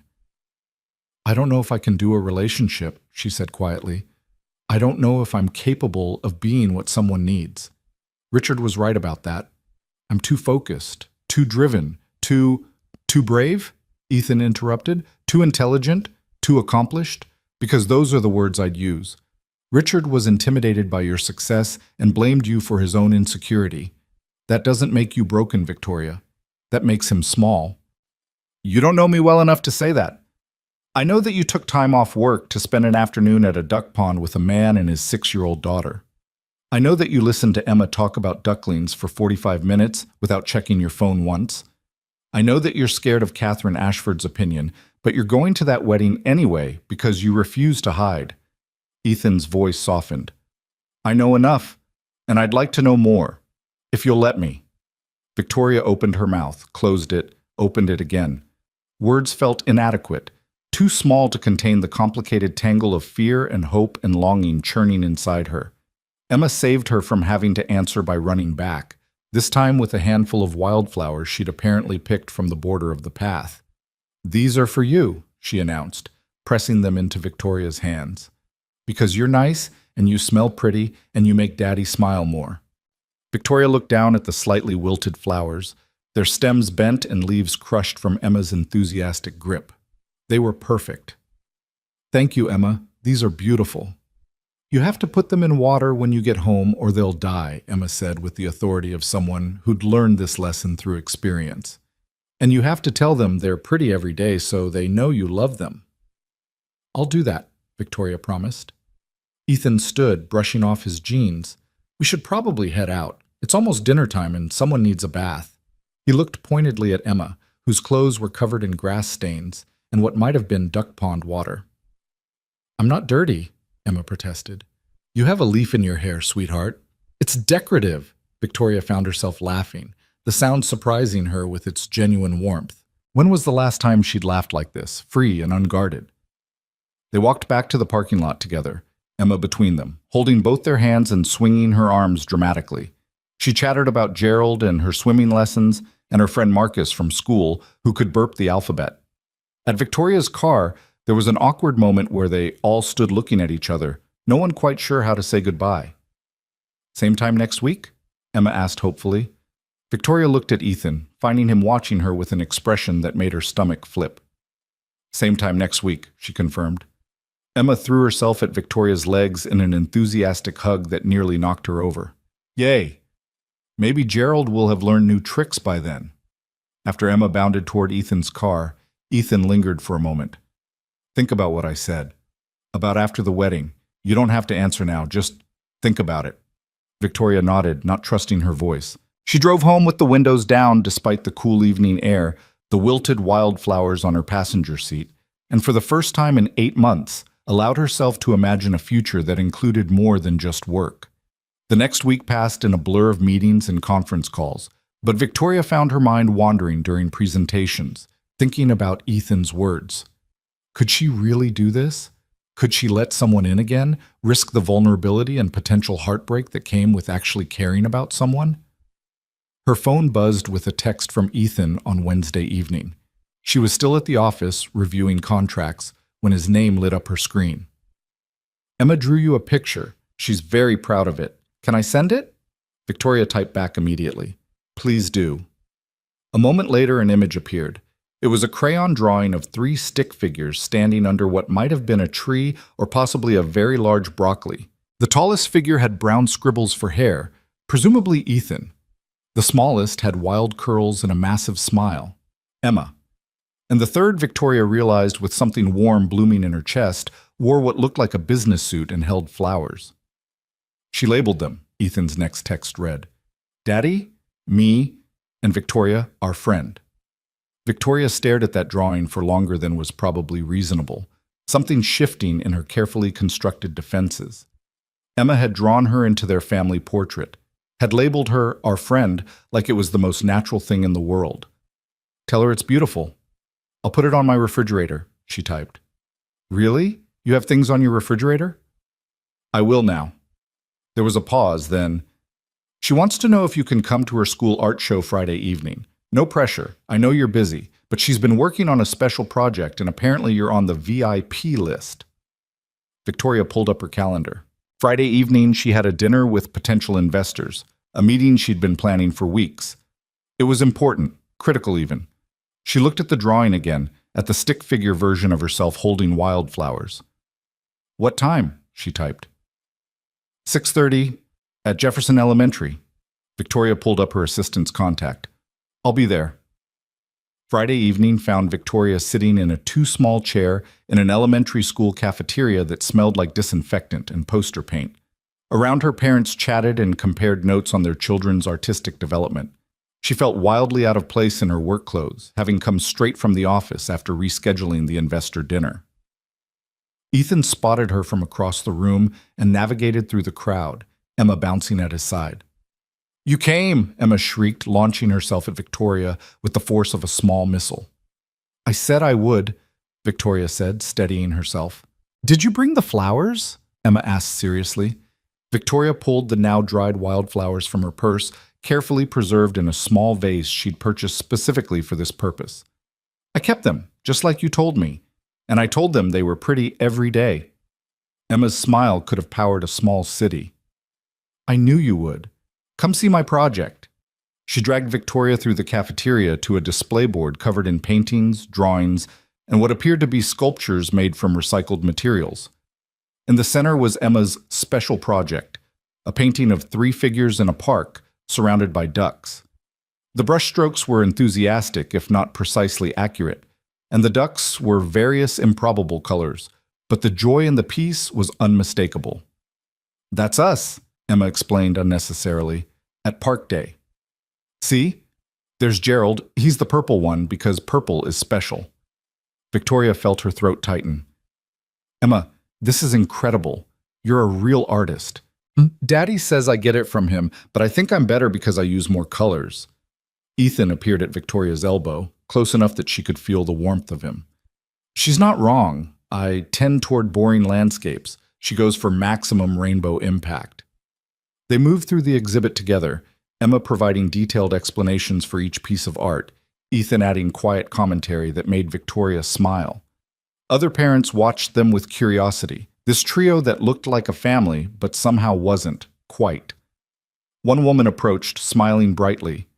Your daughter is so talented. You must be very proud. There was a beat of silence. Victoria opened her mouth to correct the assumption, but Ethan spoke first. We are. Emma's got a real gift for seeing the world in her own unique way. The woman beamed and moved on. Victoria looked at Ethan, questions in her eyes. Easier than explaining, he said quietly, and not entirely inaccurate. I am proud of her, and you were standing right there admiring her work, so technically, we works. Technically, Victoria echoed, something warm settling in her chest. After the art show, they went for ice cream. Emma's demand, not a request. They sat outside despite the cooling evening air, Emma working her way through a cone that was more sprinkles than actual ice cream. So, Ethan said, his own cone untouched. The wedding is tomorrow. Victoria's stomach clenched. She'd been so focused on these afternoons with Ethan and Emma that she'd almost forgotten the original purpose of all this. Tomorrow, she confirmed. How are you feeling? Terrified. Nauseous, like I might fake a sudden illness and not go at all. But you're going. I'm going. Emma looked up from her ice cream, her face serious despite the chocolate smeared across her cheeks. Are you scared of something? Victoria considered how to explain this to a 6-year-old. I have to go to a party tomorrow with people who might not be very nice to me, and I'm nervous about it. Will Daddy be with you? Yes? Then you don't have to be scared. Daddy's really good at making scared things not scary anymore. He does it for me all the time. Ethan's expression softened. That's my job, sweetheart. Making sure the people I care about feel safe. So Victoria will be safe tomorrow because you care about her? Emma asked with the relentless logic of childhood. Ethan met Victoria's eyes across the small table. Yes, Victoria will be safe because I care about her. The words hung in the air between them, weighted with meaning that had nothing to do with their original agreement. I care about you too, Victoria said quietly, surprised by how true it was. Both of you. Emma seemed satisfied with this answer and returned to her ice cream, but Ethan continued watching Victoria with an intensity that made her pulse quicken. After tomorrow, he said. After the wedding, can we talk? Really talk about what happens next? Victoria wanted to say no, to protect herself, to keep this contained and controlled and temporary. But sitting there with chocolate ice cream melting in her hand and Emma humming between them, and Ethan looking at her like she mattered, she couldn't find the words for no. Yes, we can talk. That night, Victoria stood in front of her closet again, this time staring at the dress she'd chosen for the wedding. It was elegant, expensive, sophisticated, everything Catherine Ashford would expect. But looking at it now, Victoria wondered if she was choosing armor instead of clothing. Her phone buzzed. Ethan. Emma wanted me to tell you that you're going to be the prettiest person at the wedding tomorrow. Her words, not mine. Though for the record, I agree. Victoria smiled despite her nerves. Tell her thank you. And tell her I'm going to think about her painting tomorrow when I need to be brave. She says that's good because she painted extra bravery into it. Apparently the purple duck contains courage. Gerald is multi-talented. He really is. There was a pause, then another message. Victoria, I know you're nervous, but I want you to remember something. You're not walking in there to prove anything to Richard or his mother or anyone else. You're walking in there because you deserve to celebrate moving forward. And I'm going to be right beside you, reminding you of that as many times as you need to hear it. Victoria sat on her bed, the dress forgotten, and typed back, How did I get so lucky to find you in a coffee shop? Emma's coordination problems are a gift to us all. She laughed, the sound surprising her. Tell her the orange juice incident was the best accident that ever happened to me. I'll tell her. Now go get some sleep. You've got a wedding to attend tomorrow, and you're going to be magnificent. Victoria set her phone down and looked at her reflection in the mirror. For the first time in 8 months, the woman looking back at her didn't seem quite so alone. The next morning arrived too quickly. Victoria went through her routine with mechanical precision. Shower, hair, makeup, dress. Each step felt like putting on pieces of armor, preparing for battle. By the time she was finished, she looked perfect, polished, untouchable. She stared at herself in the mirror and realized she looked exactly like the woman Richard had called cold. Her phone buzzed. I'm outside whenever you're ready. No rush. Victoria grabbed her purse and the small clutch that matched her dress, took one more look at her reflection, and walked out to meet whatever this day would bring. Ethan was leaning against his car when she emerged, and the look on his face when he saw her made Victoria's breath catch. He wasn't wearing his usual casual clothes. Instead, he dressed in a dark suit that fit him perfectly, his hair actually styled instead of falling into his eyes. He looked sophisticated, handsome, completely comfortable in formal wear. He also looked like he'd forgotten how to breathe. You're staring, Victoria said, trying to sound composed. You're stunning, Ethan replied. I mean, you're always attractive, but right now I don't have adequate words. You look very good yourself. I wasn't sure you even owned a suit. I own one suit. This is the suit. I wore it to my college graduation and Emma's baptism, and now I'm wearing it to pretend to be your boyfriend at your ex's wedding. He smiled. It's had an interesting life. He opened the car door for her, and Victoria slid into the passenger seat, her heart hammering against her ribs. This was it. In less than an hour, she'd be walking into Clearwater Vineyard, facing Richard and Melissa and Catherine Ashford, and everyone who'd watched her relationship implode 8 months ago. Ethan got into the driver's seat and immediately reached for her hand. Breathe, he said gently. In through your nose, out through your mouth. You've got this. What if I don't? Then we leave. The moment you want to go, we go. You don't owe anyone your discomfort, Victoria. Not Richard, not his mother, not anyone. Victoria squeezed his hand, drawing strength from the solid warmth of him. Okay, I can do this. You absolutely can, and I'll be right there with you. The drive to Clearwater Vineyard took 45 minutes, winding through rolling hills and past rows of grapevines heavy with late-season fruit. It was beautiful in that deliberately curated way that screamed expensive, the kind of place that knew exactly how picturesque it was and charged accordingly. Ethan pulled into the parking area, which was already filling with luxury cars that probably cost more than he made in a year. He didn't seem intimidated, just found a spot and turned off the engine. "Ready?" he asked. Victoria looked at the elegant buildings in the distance, the pristine gardens, the guests already mingling on the terrace in their designer clothes and practiced smiles. Everything in her wanted to say no, to ask him to drive away, to pretend this day didn't exist. Instead, she thought about Emma's painting, about the purple duck that contained courage, about the stick figure version of herself holding wildflowers. "I'm ready." They walked toward the venue together, Ethan's hand warm and steady around hers. With each step, Victoria felt her defenses rising, her CEO mask sliding into place. But then Ethan would squeeze her hand or lean in to murmur something encouraging, and she'd remember she wasn't alone in this. The ceremony area was set up in a garden overlooking the vineyard, white chairs arranged in perfect rows, an arch covered in roses at the front. Guests were already being seated, and Victoria spotted familiar faces immediately. Richard's college roommate, Melissa's sister, a handful of mutual friends who'd awkwardly chosen sides after the breakup. And there, standing near the entrance like a queen surveying her kingdom, was Catherine Ashford. She spotted Victoria immediately, her eyes widening almost imperceptibly before her expression smoothed into practiced pleasantness. She began making her way toward them, and Victoria felt every muscle in her body tense. "That's her?" Ethan asked quietly. "That's her." "She looks exactly like I imagined. Like someone who'd critique flower arrangements while Rome burns." Victoria choked on a surprised laugh, and Catherine's eyes narrowed slightly at the sound. "Victoria," Catherine said, reaching them. Her voice was cultured, warm in that way that never reached her eyes. "How unexpected to see you here. I wasn't sure you'd come." "Catherine, you look well." Victoria's voice was steady, professional. "This is Ethan Miller. Ethan, this is Catherine Ashford, Richard's mother."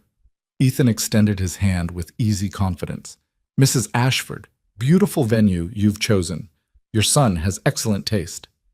Catherine's smile was sharp as glass. "How kind of you to say. And what is it you do, Mr. Miller?" Here it was, the test. The moment where Catherine would assess Ethan's worth based on his profession and salary and social standing. "I teach art at a community center," Ethan said without hesitation, "and I do carpentry work on the side. I build furniture mostly, custom pieces." Catherine's expression flickered, surprise, dismissal, poorly concealed disdain. "How quaint. I'm sure that keeps you busy."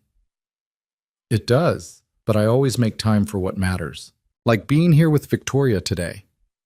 The emphasis on Victoria's name was subtle but deliberate, a reminder that he was here for her, not for the spectacle or the networking or the social climbing. Catherine's smile tightened. "Yes, well, how nice that Victoria has found someone to accompany her. I do hope you'll both enjoy the ceremony. If you'll excuse me, I should check on the seating arrangements." She swept away, and Victoria let out a breath she didn't realize she'd been holding. "That was brutal," she said quietly. "That was her trying to make you feel small. Did it work?" Victoria thought about it. A year ago, even 6 months ago, Catherine's dismissal would have cut deep. But standing here with Ethan, who'd met Catherine's snobbery with calm honesty, she felt something different. Not shame, not inadequacy, anger. "No?" she said, surprised by the conviction in her voice. "It didn't work." Ethan smiled. "Good. Now let's find our seats and get through this ceremony. The sooner it's over, the sooner we can get to the reception, and I can prove that a community center art teacher can absolutely hold his own at a fancy wedding." They found their seats, notably toward the back, Victoria noticed, probably Catherine's subtle message about her diminished importance. But she didn't care. Ethan sat beside her, solid and real, occasionally leaning in to make quiet observations that made her want to laugh at wholly inappropriate moments. When the music started and the wedding party began their procession, Victoria braced herself. She'd wondered how she'd feel seeing Richard again, seeing him pledge his life to someone else. Would it hurt? Would she regret losing him? Richard appeared at the end of the aisle, looking exactly as she remembered. Handsome, polished, confident in that easy way of someone who'd never had to fight for anything. He stood at the altar, beaming, playing the role of joyful groom with practiced charm. Then Melissa appeared, and Victoria felt nothing. No jealousy, no regret, just a distant acknowledgement that this was a beautiful woman in a beautiful dress marrying a man Victoria used to know. "You okay?" Ethan whispered. Victoria turned to look at him, this man who'd spent weeks helping her prepare for this moment, who'd rearranged his life to stand beside her, who looked at her like she mattered more than appearances or expectations or anyone else's opinion. "I'm better than okay," she whispered back. "I'm free." Ethan's hand found hers during the vows, his thumb tracing gentle circles on her palm. Victoria focused on that small gesture rather than the words being spoken at the altar. Richard's voice carried across the garden, earnest and clear as he promised forever to someone else, and she realized with startling clarity that she didn't want those promises anymore. She didn't want the version of forever that Richard offered, the one that required her to diminish herself to fit into someone else's vision of what she should be. The ceremony concluded with applause and the traditional kiss, and then guests began moving toward the reception area. Victoria stood, smoothing her dress, preparing herself for the gauntlet of cocktail hour. "You're doing great," Ethan said, his hand settling at the small of her back as they joined the flow of people moving through the vineyard gardens. "Really great. I haven't had to actually talk to anyone yet." "Fair point. Want to practice on me? Pretend I'm someone from Richard's world and ask me invasive questions about my net worth and investment portfolio." Victoria laughed despite herself.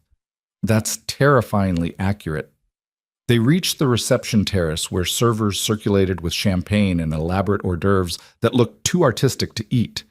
Victoria accepted a glass more for something to hold than any desire to drink. Ethan did the same, then leaned in close enough that she could smell his cologne, something clean and understated. 2 o'clock, heading this way fast. Couple in their 40s, the woman keeps looking at you like she's solving a puzzle. Victoria glanced over and suppressed a groan. Marcus and Jennifer Chen. They were at business school with Richard. Jennifer runs a boutique PR firm. And they're definitely coming over here. Brace yourself. Jennifer reached them first, her smile bright and calculating. "Victoria! My goodness, we weren't sure you'd actually come. How brave of you." The word brave carried just enough emphasis to suggest the opposite. "And who is this?" "Jennifer, Marcus, this is Ethan Miller." Ethan, Jennifer, and Marcus Chen. Ethan shook their hands with easy confidence. "Nice to meet you both. Beautiful wedding." "It really is, isn't it?" Jennifer's eyes were already cataloging Ethan's suit, his shoes, looking for the designer labels that would place him in her social hierarchy. "So how do you and Victoria know each other?" "We met at a cafe a few weeks ago," Ethan said smoothly. "Her shoes got destroyed by orange juice, and I felt obligated to make sure she survived the trauma." Marcus laughed, surprised. "That's actually a great story. Better than the usual, we matched on an app thing everyone says now." "The orange juice was courtesy of my daughter," Ethan continued. "She's 6 and has what we're generously calling developing coordination." Victoria watched Jennifer's expression shift, recalculating. A single father. That explained the lack of designer labels, the unfamiliar face in their social circle. "How sweet," Jennifer said in a tone that suggested it was anything but. "And what do you do, Ethan?" "I teach art at a community center and build furniture on the side. Custom woodworking mostly. I just finished a dining table for a client in Pacific Heights, actually. Cherry wood with inlaid maple accents." "How creative," Jennifer said. "That must be fulfilling work." The dismissal in her voice was subtle but unmistakable. Victoria felt anger flash through her, hot and protective. "It is," she said, her voice carrying the same steel she used in boardrooms. "Ethan's work is remarkable. He has a wait list 6 months long because people recognize quality craftsmanship when they see it. Not everyone can create something beautiful with their hands." Ethan's fingers tightened slightly on her waist, a silent acknowledgement of her defense. Marcus, oblivious to the tension, jumped in. 6-month wait list? That's impressive. You must be good. I've been looking for someone to build custom shelves for my home office. Most contractors want to use cheap materials and charge premium prices. I'd be happy to talk about it, Ethan said. I only work with quality materials, but my prices are fair. You're paying for the craftsmanship and the time, not markup for a brand name. Give me your card, Marcus said, warming to the topic. I'm serious about this. Jennifer's been on me for months to do something about that office. As Ethan and Marcus exchanged information, Jennifer pulled Victoria aside slightly, her smile fixed but her eyes sharp. Single father, trades work, community center job? Victoria, really? After Richard, I'd have thought you'd aim higher. The words were meant to sting, to reinforce the hierarchy where men were valued by their bank accounts and social connections. A year ago, they might have worked, but Victoria had spent the last few weeks watching Ethan parent his daughter with patience and love, had seen him create beautiful things with his hands, had experienced his unwavering support without any expectation of return. I did aim higher, Victoria said quietly. Ethan is kind, honest, talented, and he shows up for the people he cares about. That's higher than anything Richard ever offered me. Jennifer's smile faltered. Well, if you're happy, I suppose that's what matters. I am, Victoria said, and realized it was true. They moved through the cocktail hour in a similar pattern, encountering various people from Victoria's past who assessed Ethan and found him wanting by their particular metrics of worth. Each time, Victoria found herself defending him with increasing conviction, watching their dismissive attitudes reveal more about their own limitations than his. Ethan handled it all with remarkable grace, never defensive or apologetic, simply being exactly who he was. When Richard's college roommate made a condescending remark about the simple life, Ethan smiled and said, "It's simple in the best ways. I know my daughter, I know my work, I know what matters. Not many people can say that." The comment landed with unexpected weight, and Victoria watched the roommate flounder for a response. "You're enjoying this, aren't you?" Victoria murmured as they moved away. "Watching wealthy people tie themselves in knots trying to insult me politely? It's better than most entertainment." Ethan's eyes were bright with amusement. "Besides, you keep defending me like I'm something precious. I'm not going to lie, it feels pretty good." "You are something precious," Victoria said before she could stop herself. Ethan's expression softened, and for a moment the noise of the reception faded. "Victoria." "There you are!" A voice cut through the moment, and they both turned to find Melissa approaching, her wedding dress a confection of lace and tulle, her smile wide and seemingly genuine. "Victoria, I'm so glad you came. I wasn't sure if you would, but Richard said you'd always been gracious about everything." Victoria felt Ethan's hand tighten protectively on her waist. She took a breath, preparing for whatever subtext lived beneath Melissa's words. "Congratulations, Melissa. You look beautiful. The ceremony was lovely." "Thank you. And you look amazing. Richard always said you had the best taste." Melissa turned to Ethan with bright curiosity. "And you must be Victoria's date. I'm Melissa, the bride." "Ethan," he said, shaking her hand, "congratulations on your wedding. The vineyard is stunning, isn't it? We looked at so many venues, but this one just felt right, like it was meant to be." Melissa's enthusiasm seemed genuine, without malice. "How did you and Victoria meet?" "Coffee shop mishap involving my daughter and orange juice," Ethan said. "Not the most romantic story, but it's ours." "That's actually adorable.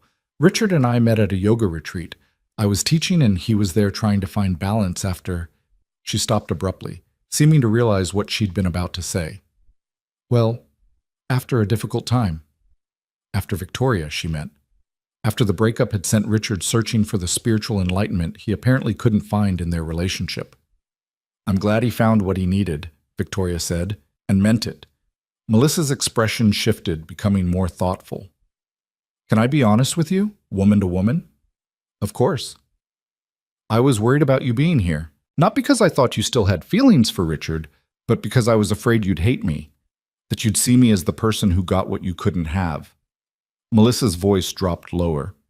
"But Richard talks about you sometimes, about how focused you were, how driven. And I realized we're just different people who needed different things. He needs someone to slow down with him, to prioritize presence over achievement, But that doesn't make what you need wrong. The words were so unexpected, so genuinely kind, that Victoria felt her throat tighten. Thank you for saying that. Truly. Also, Melissa continued with a slightly conspiratorial smile, between us, Richard's mother has been driving me absolutely insane with wedding planning. Every time I wanted something simple, she insisted on elaborate. Every time I suggested something meaningful, she worried about appearances. So I kind of love that you brought someone who clearly doesn't care about impressing her. The look on her face when she told me about your date was priceless. Ethan laughed. Happy to provide entertainment. You're both invited to stay for the full reception, by the way. Dance, eat too much cake, enjoy the open bar. Richard wants everyone to have a good time. Melissa squeezed Victoria's hand. I really do hope you find happiness. You deserve it. She floated away to greet other guests, leaving Victoria slightly stunned. Well, Ethan said, that was unexpected. She's nothing like I imagined. I built her up in my head as this perfect yoga goddess, who was everything I wasn't, but she's just nice. Genuinely nice. Does that make it easier or harder? Victoria considered the question. Easier, I think. It's hard to resent someone for being kind. And she's right. We need different things. Richard needs someone who'll slow down with him. I need someone who understands that my drive isn't a flaw to be fixed. It's definitely not a flaw, Ethan said quietly. It's one of the things I admire most about you. Before Victoria could respond, the announcement came for guests to move into the main reception hall for dinner. They found their assigned seats at a table with several other couples, most of whom Victoria recognized vaguely from Richard's extended social circle. The dinner was predictably elegant. Multiple courses, wine pairings, everything perfectly orchestrated. Victoria pushed food around her plate, too aware of Ethan beside her, too conscious of the fact that they were playing roles that were starting to feel less like performance and more like possibility. The woman across from them, someone's aunt or cousin, leaned forward with wine-loosened curiosity. So, how serious are you two? Victoria, I remember when you and Richard were together. You always seemed so career-focused. Has that changed? The question was intrusive, inappropriate, exactly the kind of thing Victoria had dreaded. But Ethan answered before she could. Victoria is still career-focused, and it's one of the things I love about her. He said it casually, like the word love was simple and uncomplicated. She's built something remarkable, created jobs, solved real problems. Why would I want her to change that? The woman blinked, clearly not expecting that response.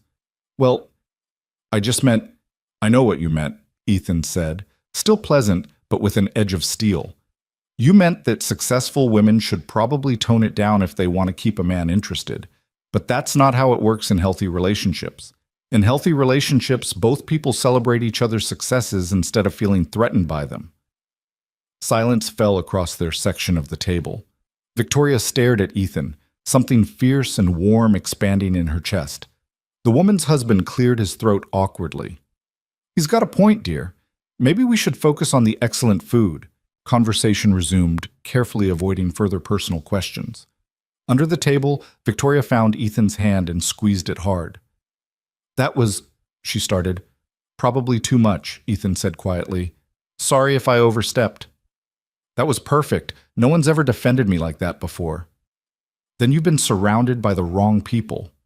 The speeches began after dinner, Richard's best man delivering a humorous but heartfelt toast, Melissa's maid of honor sharing stories about their friendship. Victoria listened with detachment, like she was watching a movie about people she used to know. Then Catherine Ashford stood to give the mother of the groom's speech, and Victoria's entire body tensed. Catherine's speech was everything expected, elegant, carefully worded, full of sentiment that sounded genuine even if it wasn't. She talked about Richard's childhood, his accomplishments, how proud she was of the man he'd become. She welcomed Melissa into the family with words that dripped with the kind of approval she'd never offered Victoria. And then, near the end, Catherine's eyes found Victoria across the room. Richard has had quite a journey to reach this day, Catherine said, her voice carrying perfectly. There were times we worried he might not find someone who truly understood what it means to build a life together, to prioritize family and connection over ambition and status. But Melissa has shown him what real partnership looks like. Two people walking the same path, moving at the same pace, wanting the same things. The subtext was crystal clear. Victoria had been the wrong choice, the ambitious career woman who couldn't give Richard what he needed. Melissa was the right choice, the woman who understood that some things mattered more than corporate success. Victoria felt her face burn, felt the eyes of every person who knew about her relationship with Richard turn toward her to gauge her reaction. This was Catherine's final victory, the public confirmation that Victoria had failed where Melissa succeeded. Ethan's hand covered hers on the table, warm and grounding. Then he stood. "If I could add something," he said, his voice calm but carrying clearly through the sudden silence. Catherine's expression flickered with surprise and irritation. "I believe the family speeches are—" "I'll be brief," Ethan continued, unintimidated. "I'm not family, so I don't have the same history with Richard that everyone here shares, but I do know something about what makes a good partnership." Victoria's heart hammered. What was he doing?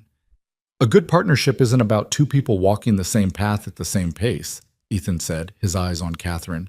"It's about two people choosing to walk together, even when their paths are different, even when their pace doesn't match. It's about celebrating each other's successes instead of requiring them to shrink. It's about understanding that ambition and love aren't opposites. They're both expressions of passion, of caring deeply about something." He turned slightly, looking down at Victoria with an expression that made her breath catch. "I'm grateful that Richard and Melissa found each other, that they've found a partnership that works for them. But I'm also grateful that sometimes relationships end because they make room for better matches, for people who see each other's drive as strength, not deficiency. For people who understand that you don't have to choose between building something meaningful in your work and building something meaningful in your life." Ethan sat down, and the room erupted in scattered applause that grew stronger as more guests joined in. Victoria saw Melissa beaming at them, saw Richard looking uncomfortable, saw Catherine's face frozen in a mask of barely concealed fury. "You just made a speech at my ex-boyfriend's wedding defending my right to be ambitious," Victoria whispered. "I did. Too much?" "I'm going to kiss you," Victoria said, "right here in front of everyone. Is that okay?" Ethan's smile was slow and devastating. "That's more than okay." Victoria leaned in and kissed him, soft and brief but unmistakably real. The kiss was for her, not for show, not for Catherine or Richard or anyone else. It was for this man who'd stood up in a room full of strangers and refused to let her be diminished. When she pulled back, Ethan's eyes were dark with something that had nothing to do with their arrangement. "We should probably talk about that," he murmured. "Later, after we survive the rest of this reception." The dinner portion ended and guests began moving to the dance floor as the band started playing. Victoria and Ethan retreated to a quieter corner of the terrace, both needing air after the intensity of the speeches. "Your mother-in-law who wasn't is going to murder me," Ethan said. "Former almost mother-in-law, and she deserved it. That speech was cruel and calculated." "It was, but I probably should have kept my mouth shut. I'm supposed to be here supporting you, not making scenes."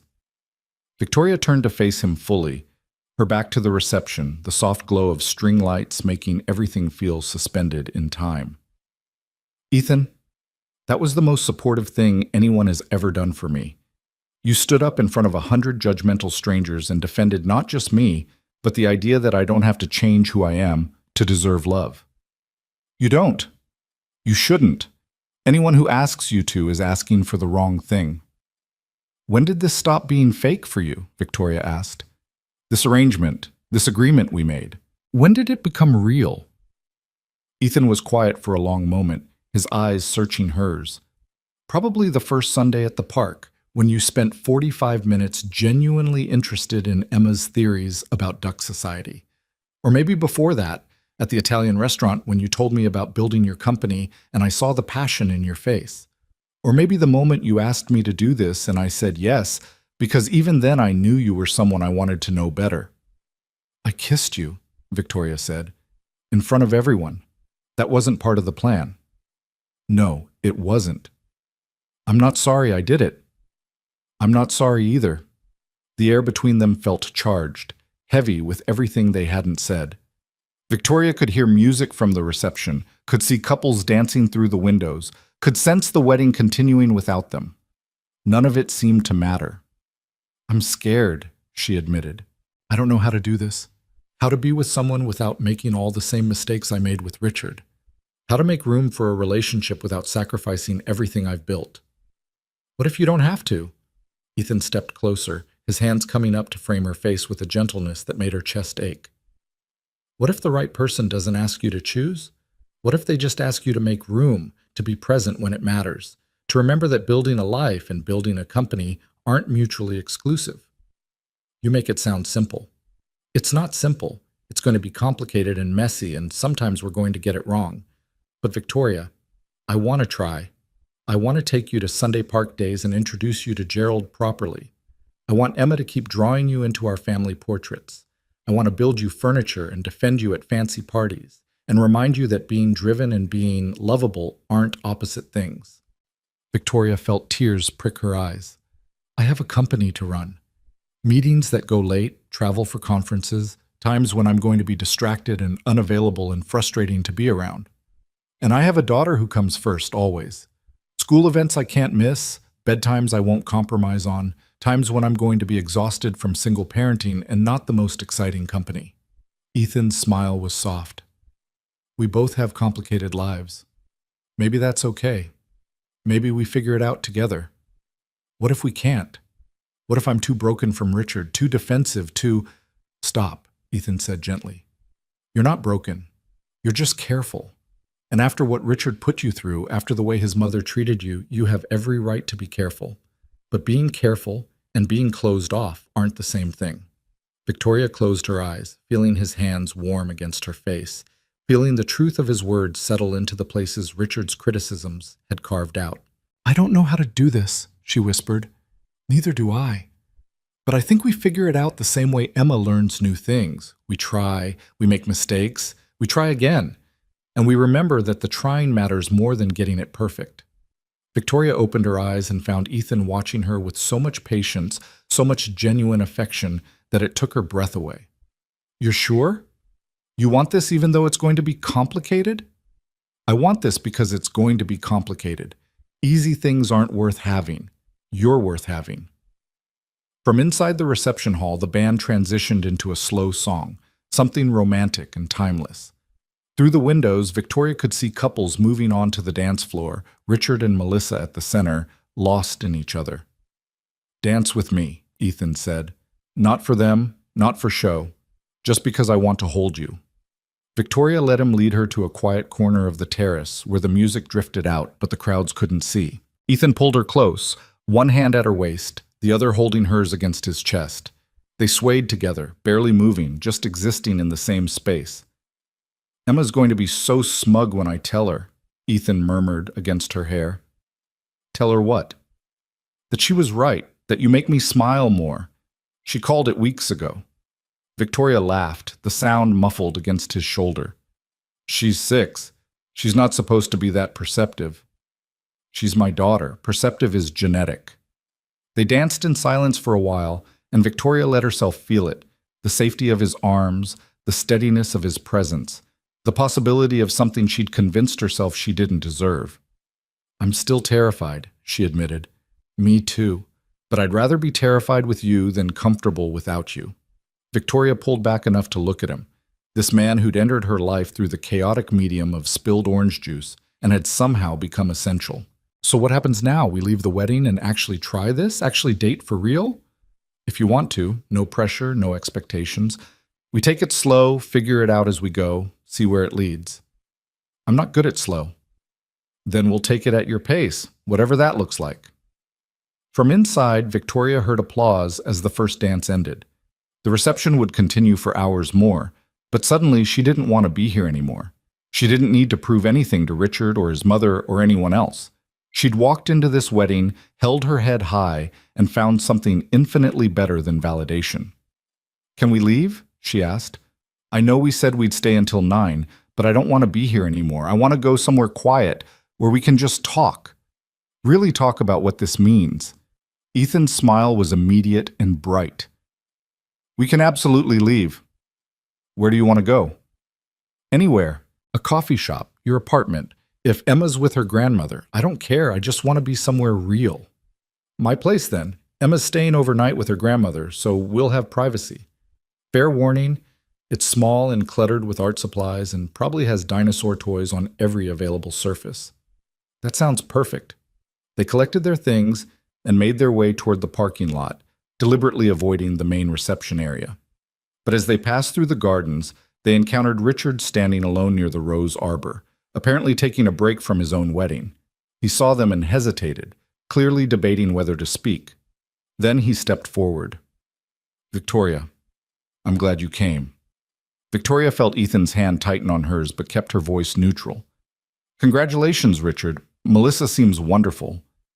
"She is. He stopped, seeming to struggle for words. "I owe you an apology for how I ended things, what I said. Calling you cold was cruel and inaccurate. You weren't cold. You were focused, driven, passionate about your work. I just wasn't secure enough to handle being with someone whose ambition matched their talent." The apology landed with unexpected weight. Victoria had imagined this moment countless times, had rehearsed cutting responses and dignified rejections. But standing here now, with Ethan beside her and clarity finally achieved, she found she didn't need any of that. "Thank you for saying that, truly. I hope you and Melissa have a wonderful life together." Richard's eyes moved to Ethan, assessment clear in his gaze. "He seems good for you, different from what I expected." "He is good for me," Victoria said. "Better than I knew I deserved." "You deserve to be happy, Victoria. I hope you know that." "I'm starting to." Richard nodded slowly, then returned to his wedding. Victoria and Ethan walked to the car in silence, the vineyard beautiful around them, the sunset painting everything in shades of gold and amber. In the car, Ethan started the engine but didn't immediately pull out of the parking space. Instead, he turned to Victoria, his expression serious. "Are you okay?" That conversation with Richard was surprisingly necessary, Victoria finished. I needed to hear him acknowledge that I wasn't the problem, that wanting success doesn't make someone unlovable, and I needed to realize that I don't need his validation anymore. "You definitely don't." "No, I have someone who sees my ambition as strength, who defended me in a room full of strangers, who wants to figure out complicated instead of running from it." Ethan reached over and tucked a strand of hair behind her ear, the gesture so tender it made Victoria's throat tight. "I'm glad you let me come with you today, not just because it helped you, but because it showed me who you really are, how brave you are, walking into a situation that terrified you, how gracious you were to people who didn't deserve it, how ready you are to try something new even when it scares you." "Take me home," Victoria said softly. "Yours or mine, I don't care. Just somewhere we can be ourselves without performing for anyone." Ethan smiled and pulled out of the parking lot, leaving Clearwater Vineyard and everything it represented behind them. They drove through the deepening twilight, hands linked across the console, the future uncertain, but finally, blessedly full of possibility.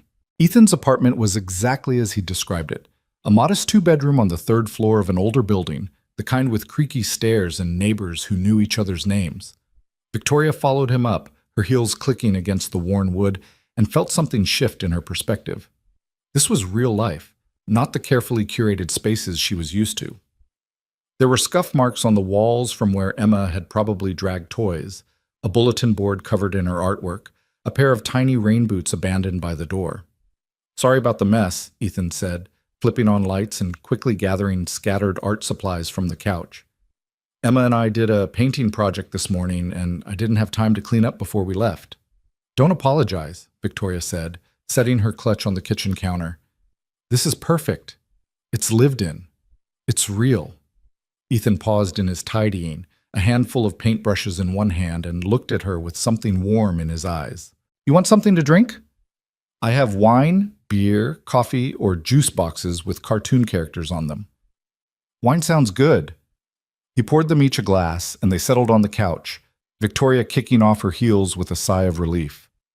The apartment was quiet except for the distant sound of traffic and someone's television through the walls. It felt like sanctuary after the polished intensity of the wedding. "So," Ethan said, turning to face her, "we probably should actually talk about what happened back there." Victoria took a sip of wine, gathering her thoughts. "You made a speech defending me to a room full of strangers. You held my hand through the entire ceremony. You told that horrible woman at dinner that loving my career is one of the things you love about me. She paused, the weight of that word settling between them. You used the word love. I did. Did you mean it? Or was it just part of the performance? Ethan set his wine glass down and took both of her hands in his. Victoria, I stopped performing about 2 weeks ago, maybe earlier. The truth is I agreed to this because I understood not wanting to face something painful alone. But somewhere between duck ponds and art shows and watching you be brave even when you were terrified, this stopped being about the wedding and started being about you. Victoria's heart hammered against her ribs. I don't know how to do this. Richard was my only serious relationship, and I clearly failed at it. What if I make all the same mistakes? What if my work schedule is too demanding, or I forget important things, or I'm not present enough? Then we'll figure it out together. Victoria, look at me. He waited until she met his eyes. I'm not Richard. I'm not going to ask you to be less than you are. I'm not intimidated by your success or threatened by your ambition. What I am is interested in building something with you that works for both of us, even if it doesn't look like anyone else's relationship. What would that even look like? You have Emma's schedule. I have board meetings and investor calls. Some weeks I work 60 hours. How do we make space for each other in that? The same way we've been doing it. We find the moments that matter and we show up for them. Maybe we can't have dinner together every night, but we can have Sunday park days. Maybe you can't always be at Emma's bedtime, but when you can be, you're fully present. Maybe I can't attend every one of your work events, but when you need someone in your corner, I'm there. Victoria felt tears threaten and blinked them back. You make it sound so simple. It's not simple, it's actually really complicated, but I think it's worth it. Ethan's thumb traced circles on her palm, the gesture grounding. Here's what I know. I like who I am when I'm with you. I like the way you challenge me to think bigger, to not settle for comfortable when I could push for better. I like watching you with Emma, seeing you discover that you're actually great with kids when you stop overthinking it. I like that you kept those wilted flowers and put them in a vase on your desk at work. How did you know they're at work? You texted me a picture, remember? There's a quarterly report visible in the background. Victoria had forgotten that detail. She'd photographed the flowers on her desk during a particularly difficult meeting, needing the reminder that something existed beyond spreadsheets and profit margins. I look at them when I need to remember that not everything has to be perfect to be valuable. See? That right there, that's growth. That's you learning that being human isn't the same as being weak. And I want to be part of that journey with you, if you'll let me. Victoria set her wine glass down and shifted closer to him on the couch, close enough to see the flecks of gold in his brown eyes, close enough to feel the warmth radiating from him. I'm scared that I'll disappoint you, that you'll realize I really am too focused on work, too driven, too much like Richard said. Stop letting him define you, Ethan said gently but firmly. Richard's opinion of you was filtered through his own insecurity. The truth is, you're passionate, intelligent, capable of building something remarkable while also learning to build connections with people. You came to Emma's art show even though you had an important meeting. You spent an entire Sunday afternoon listening to a 6-year-old explain duck hierarchy. You defended me to people who thought I wasn't good enough for you. You were good enough for me. You're better than anyone I've ever known. Then trust that. Trust that I know what I'm getting into. Trust that when I say I want this, I mean all of it. The late nights when you're working on a big project, the times you're distracted by a problem you're trying to solve, the moments when you prioritize your company because it needs you. I'm not asking for perfection. I'm asking for honesty and effort and the willingness to try. Victoria felt something in her chest crack open, years of armor falling away. I want this too. I want Sunday park days with you and Emma. I want to learn how to be present without abandoning everything I've built. I want to try, even though it terrifies me. Ethan's smile was slow and radiant. That's all I need to hear. He leaned in and kissed her, and this time there was no audience, no performance, no pretense. This kiss was just for them, deep and slow and full of promise. Victoria's hands came up to frame his face, feeling the slight stubble on his jaw, the warmth of his skin, the reality of him. When they finally broke apart, both slightly breathless, Ethan rested his forehead against hers. I should probably tell you something. What? Emma's been planning our wedding since the second Sunday at the park. She has very specific ideas about flowers and cake flavors, just so you're prepared. Victoria laughed, the sound surprised out of her. She's 6. Isn't she a little young to be planning weddings? You clearly don't know Emma. She's been planning her entire life since she was 4. Right now she's decided she's going to be a veterinarian astronaut artist who lives in a castle made of recycled materials and has 17 dogs. That's oddly specific. She's an oddly specific kid. Ethan pulled back slightly, his expression growing more serious. Speaking of Emma, we need to talk about how we handle this with her. She's already attached to you, and if this doesn't work out— I know, Victoria interrupted. We need to be careful. The last thing I want is to hurt her. So we take it slow with her. We keep doing what we've been doing: park days, art shows, casual time together. We don't tell her we're officially dating until we're sure this is stable.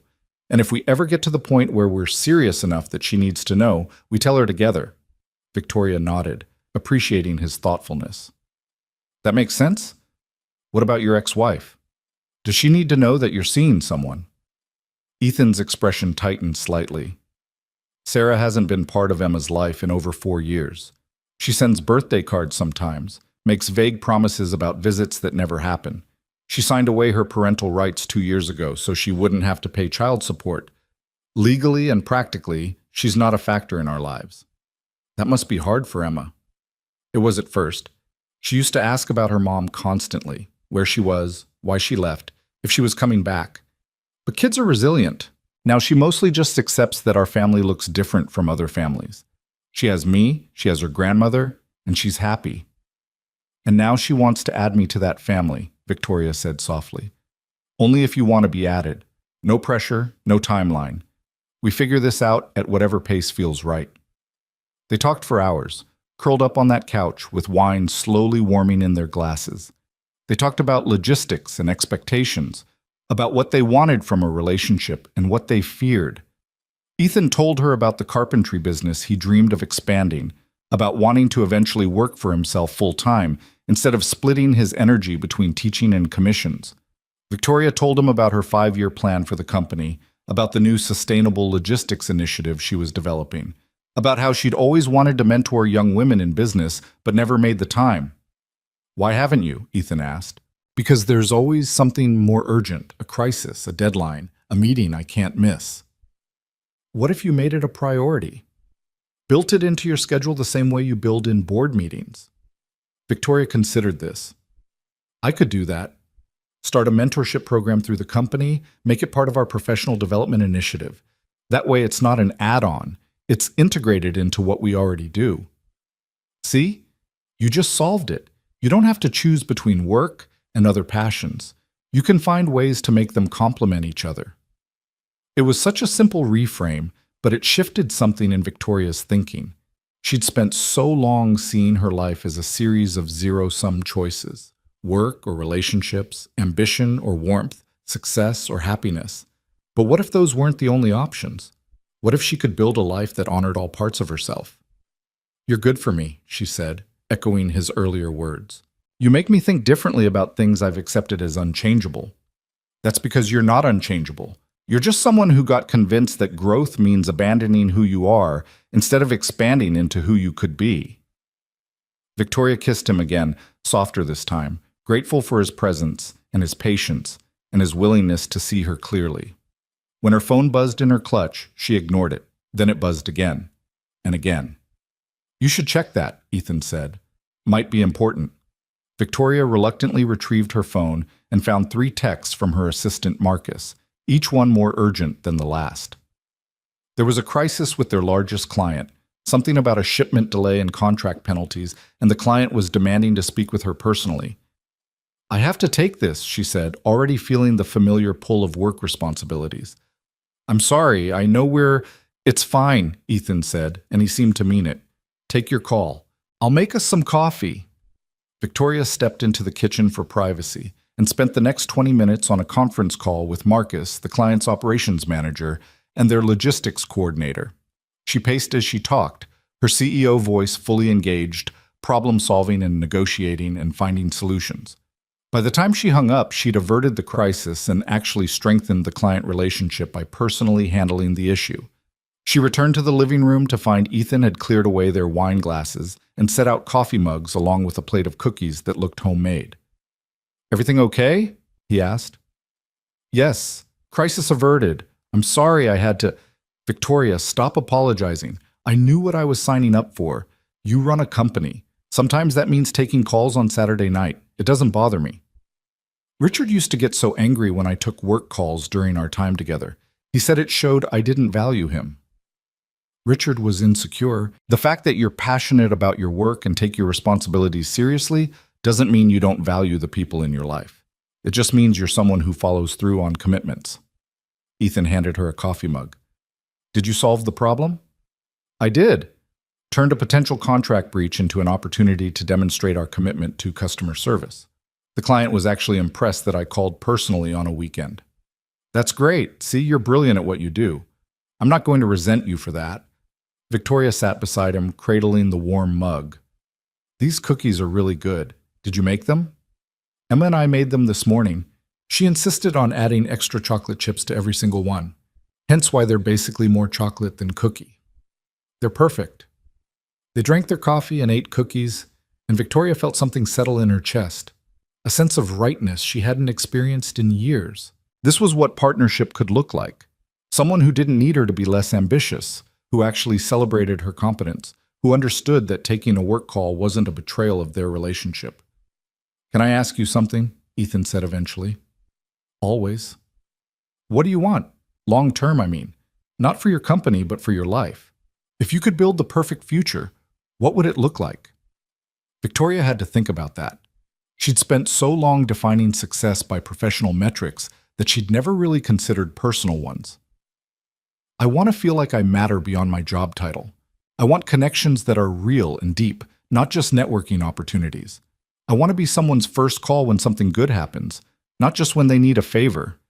I want—" She paused, surprised by what she was about to say. "I want a family. Maybe not traditional, maybe not biological, but people who choose me and who I choose back. People who stick around even when I'm difficult or distracted or making mistakes. That doesn't sound too much to ask for." "What about you? What do you want?" Ethan's smile was soft. "I want Emma to grow up knowing she's loved and valued, that she can be anything she dreams of. I want to build beautiful things with my hands and actually make a living doing it. I want someone to share my life with who understands that being a single parent is part of who I am, not something to tolerate or work around. And I want to be the kind of partner who shows up, who supports without smothering, who celebrates success without jealousy." "You're already that kind of partner. Even when we were fake dating, you were that." "Maybe that's why it stopped feeling fake so quickly." They finished their coffee as the night deepened, the city sounds outside growing quieter. Victoria checked her watch and realized it was nearly 11. "I should probably go," she said, though she made no move to stand. "You could stay," Ethan offered. "I have a guest room. Emma's stuff is everywhere, but the bed's comfortable. And tomorrow's Sunday. We could go to the park together, make it official that we're actually dating instead of pretending." Victoria thought about her empty apartment across the city, her pristine guest room that never had guests, her refrigerator that contained mostly takeout containers and bottled water. Then she thought about waking up here, having breakfast with Ethan, spending the day at the park with him and Emma as a real couple instead of a fake one. "I'd like that, but I'll need to stop by my place first thing to change. I can't wear a wedding dress to chase ducks." "We'll make it work." Ethan showed her to the guest room, which was indeed filled with Emma's overflow toys and art supplies, but also had a comfortable bed and clean sheets and a nightlight shaped like a unicorn. He found her a t-shirt to sleep in, one from a 5K run he'd done years ago, and left her to settle in. Victoria changed and washed her face in the small bathroom, studying herself in the mirror. She looked different somehow, softer, less armored. She thought about Catherine Ashford's words at the wedding, about the implied criticism that she'd chosen ambition over building a life. But standing here in Ethan's t-shirt in his modest apartment, she realized that she hadn't chosen wrong before. She just hadn't found the right person to build with. She slept better that night than she had in months, despite the unfamiliar bed and the sounds of the city outside. She slept with the knowledge that in the next room was someone who saw her clearly and chose her anyway. Someone who understood that she was still learning how to balance everything. Someone willing to figure it out together. The next morning, she woke to the smell of coffee and the sound of the front door opening. Children's laughter drifted through the apartment, and Victoria sat up, confused. Ethan had said Emma was staying overnight with her grandmother. She pulled on her dress from the night before, wrinkled now but still presentable, and emerged from the guest room to find Ethan in the kitchen making pancakes, while Emma sat at the small dining table, chattering excitedly. "Grandma brought me back early because she has a doctor's appointment, and— Victoria!" Emma's eyes went wide. "You're here! Are you having breakfast with us?" Victoria looked at Ethan, who gave her an apologetic smile. "My mother apparently forgot to mention she had an appointment this morning. Emma, why don't you go wash your hands while I talk to Victoria for a second?" Emma bounded off to the bathroom, and Ethan turned to Victoria with genuine concern in his eyes. "I'm sorry, I didn't know she was bringing Emma back this early. If you want to slip out before—" "No," Victoria said firmly. "I'm not slipping out. I'm staying for breakfast." "Are you sure? We talked about being careful with Emma, not confusing her." "I'm sure. We're dating now, for real. That means eventually she needs to know. And honestly, I don't want to hide. I don't want to sneak out the back door like I'm something shameful." Ethan's expression softened. "Okay.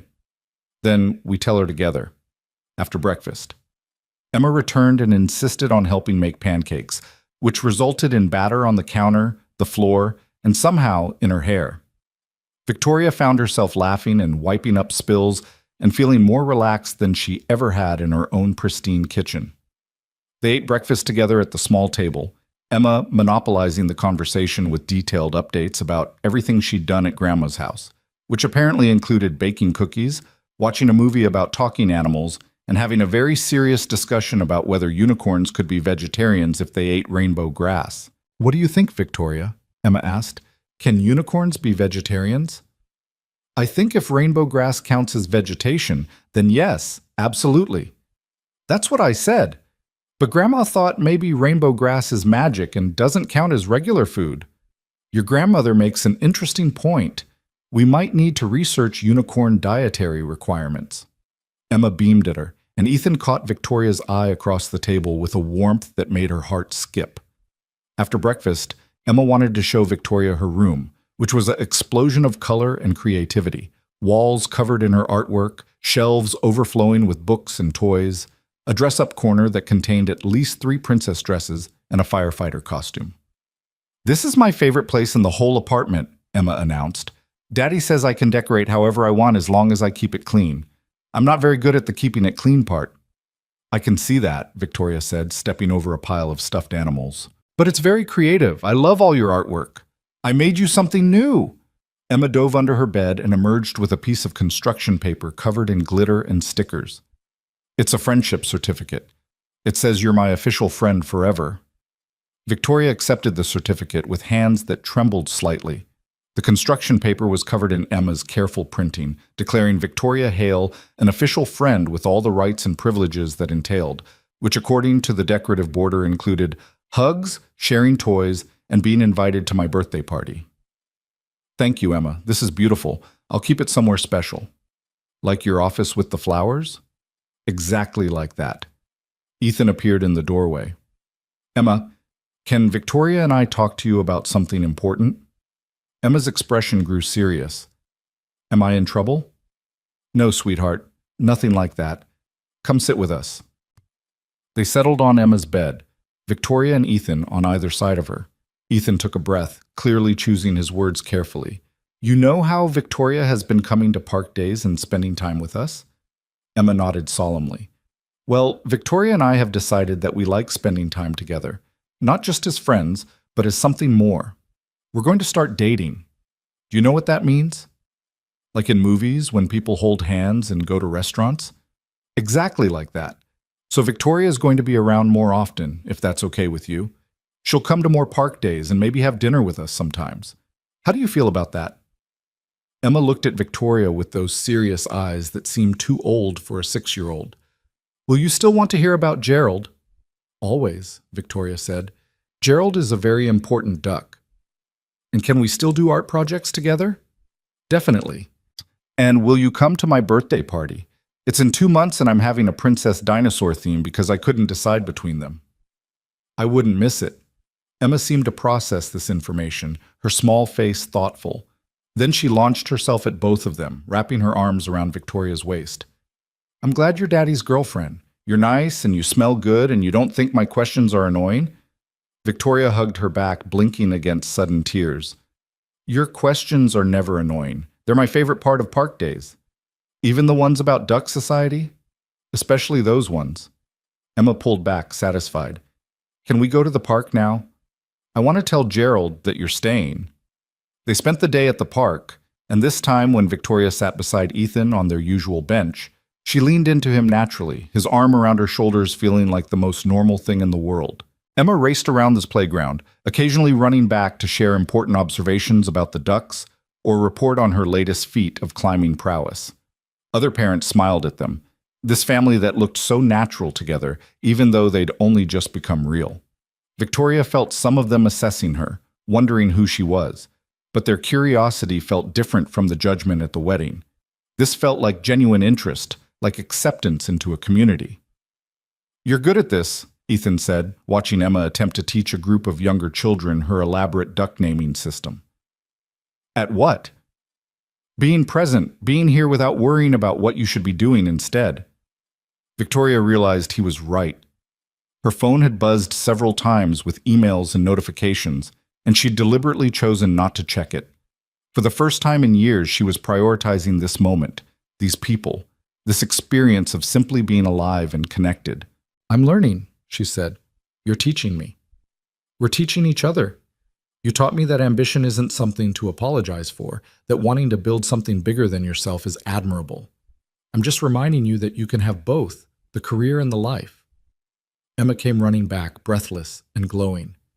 There's an ice cream truck. Can we get ice cream? Please? I'll share with both of you. They got ice cream and sat on the grass near the duck pond, Emma between them, all three of them sticky with chocolate and completely content. Victoria took a mental snapshot of this moment, the autumn sun warm on her face, Emma's chatter mixing with the sounds of children playing, Ethan's steady presence beside her. This was happiness. Not the achievement kind, not the success kind, but the simple human kind that came from connection and choice and being exactly where you wanted to be. As the afternoon shadows lengthened, they finally packed up to leave. Emma was starting to flag, the combination of early morning and park adventures catching up with her. She held both their hands as they walked to the car, swinging between them, and Victoria realized this image, this family unit they'd formed, felt more real than anything she'd ever carefully planned or controlled. At Victoria's car, there was that familiar awkward moment of goodbye. But this time, Ethan pulled her close and kissed her properly, not for show, not for anyone else, just because he wanted to.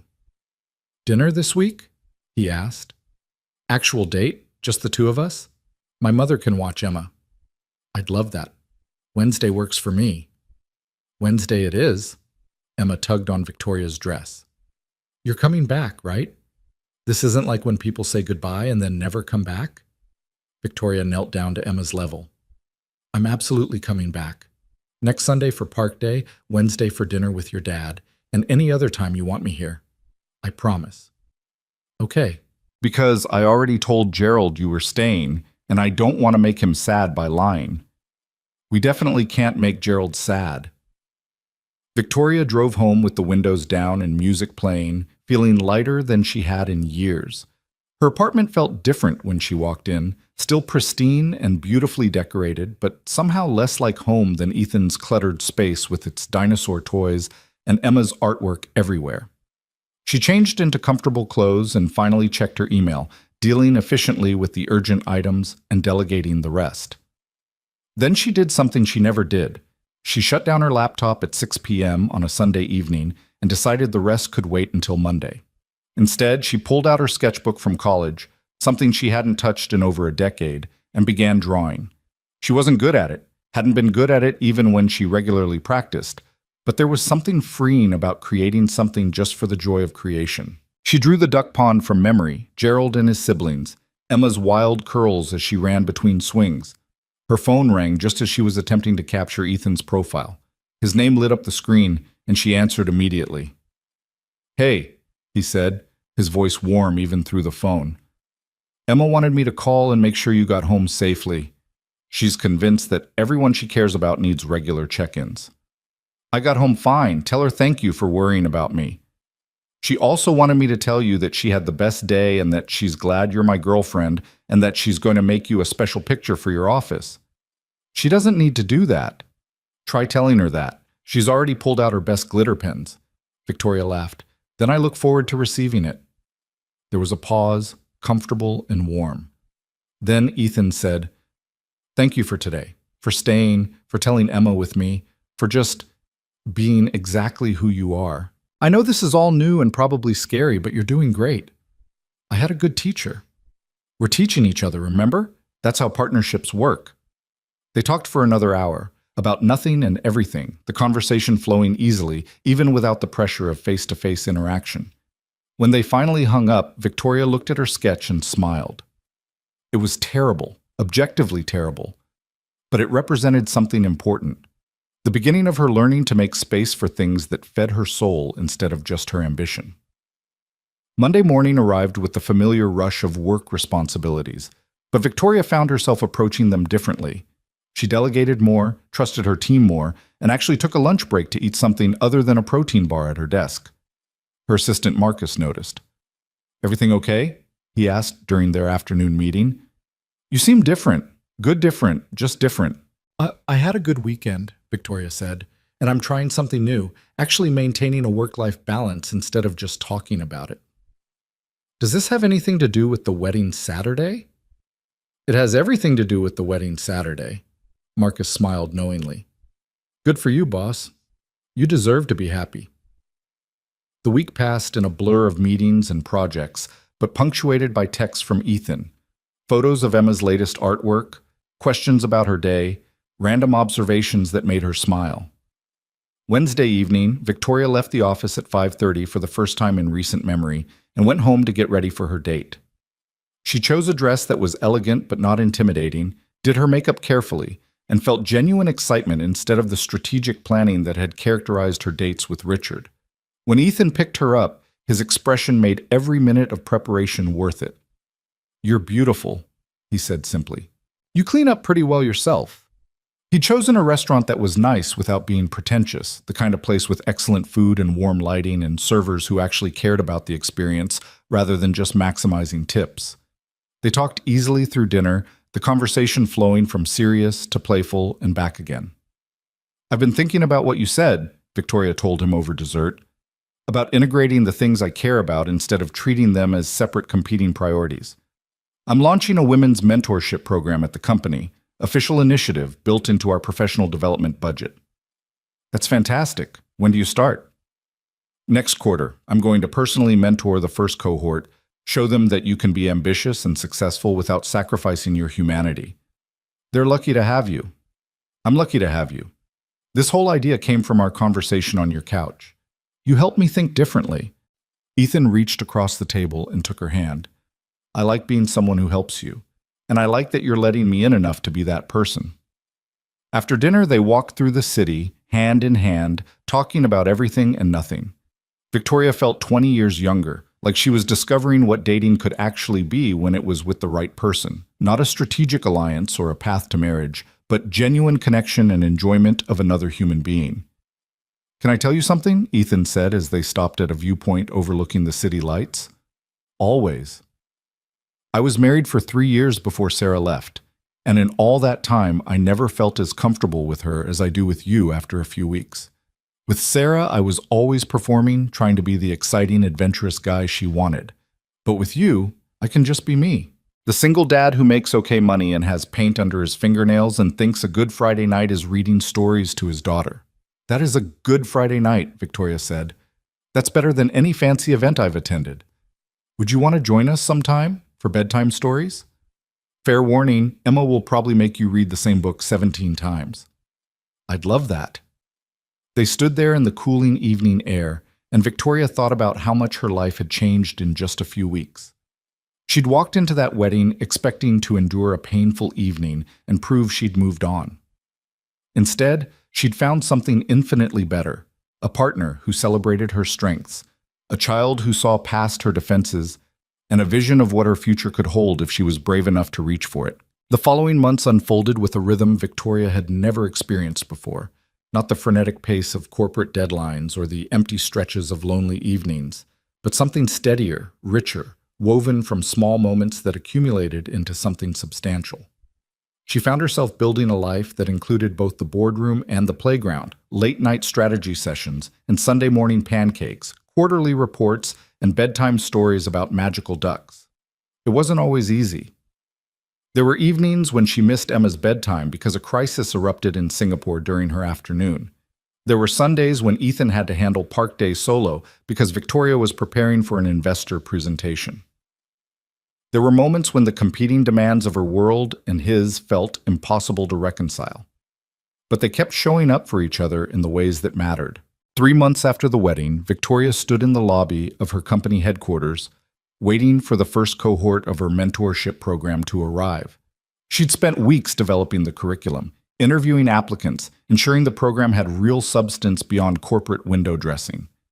10 young women filed in, their expressions ranging from confident to terrified, and Victoria remembered being each of them at various points in her career. "Welcome," she said, her voice carrying the authority of experience tempered with hard-won wisdom.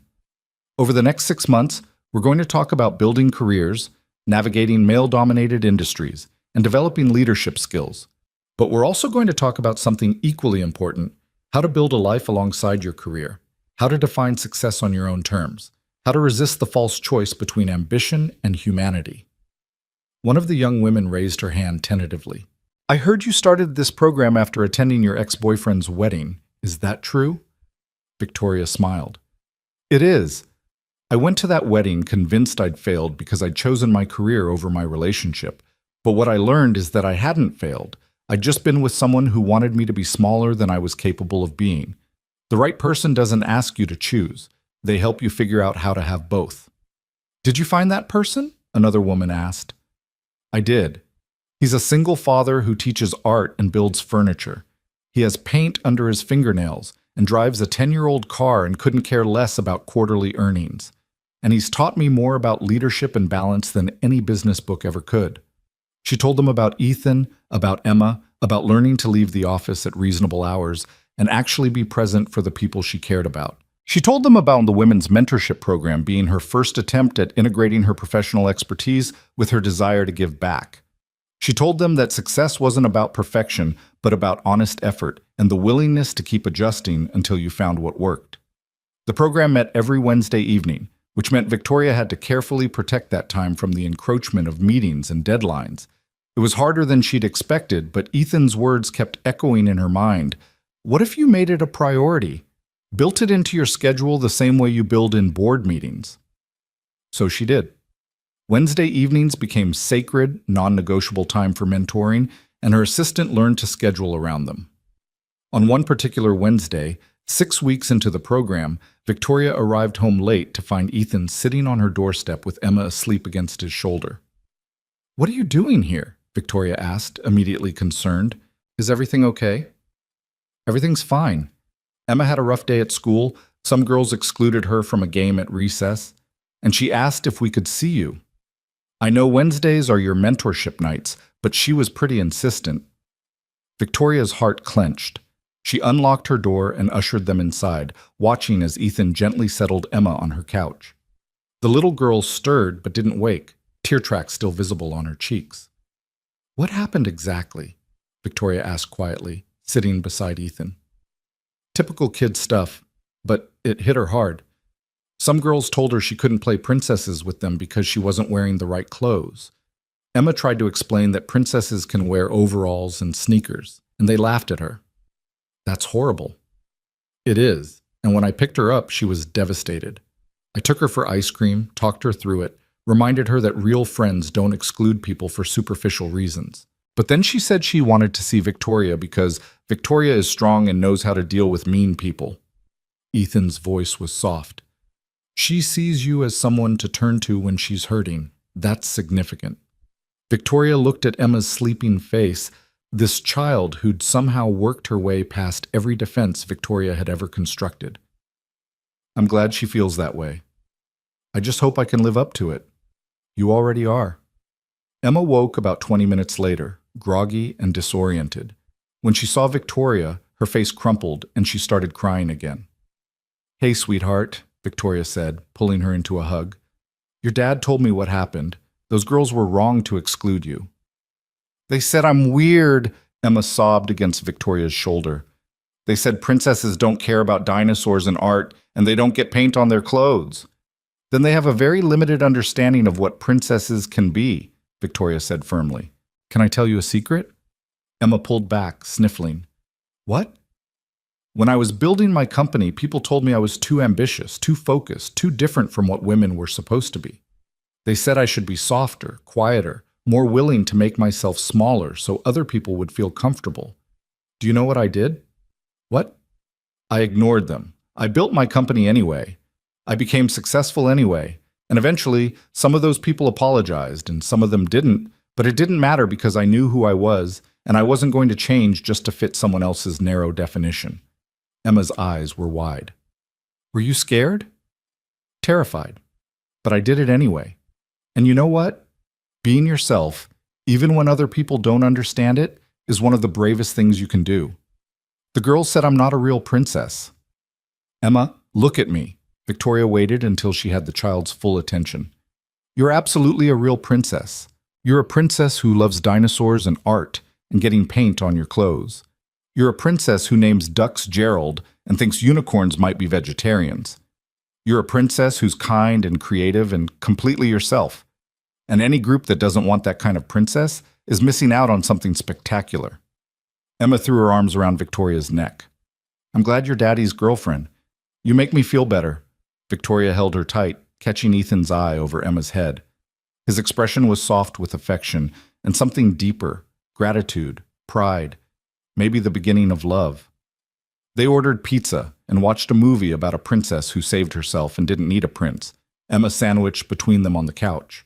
By the time the credits rolled, Emma was asleep again, this time peaceful instead of tearful. I should get her home to bed, Ethan said quietly. Or you could stay, Victoria offered. Both of you. I have that guest room, and it's late. Emma's already asleep. Ethan studied her face. Are you sure? I don't want to impose. You're not imposing. You're both here because Emma needed support, and I want to provide that. This is what we do, right? We show up for each other. They settled Emma in the guest room, and Ethan stayed to make sure she was comfortable. When he emerged, he found Victoria in her kitchen making tea. Thank you, he said, for what you said to her, about being yourself even when it's hard. She needed to hear that from someone other than me. I meant every word. She's an extraordinary kid, and anyone who can't see that is missing out. Ethan crossed to her, taking the teacup from her hands and setting it aside. Victoria, I need to tell you something.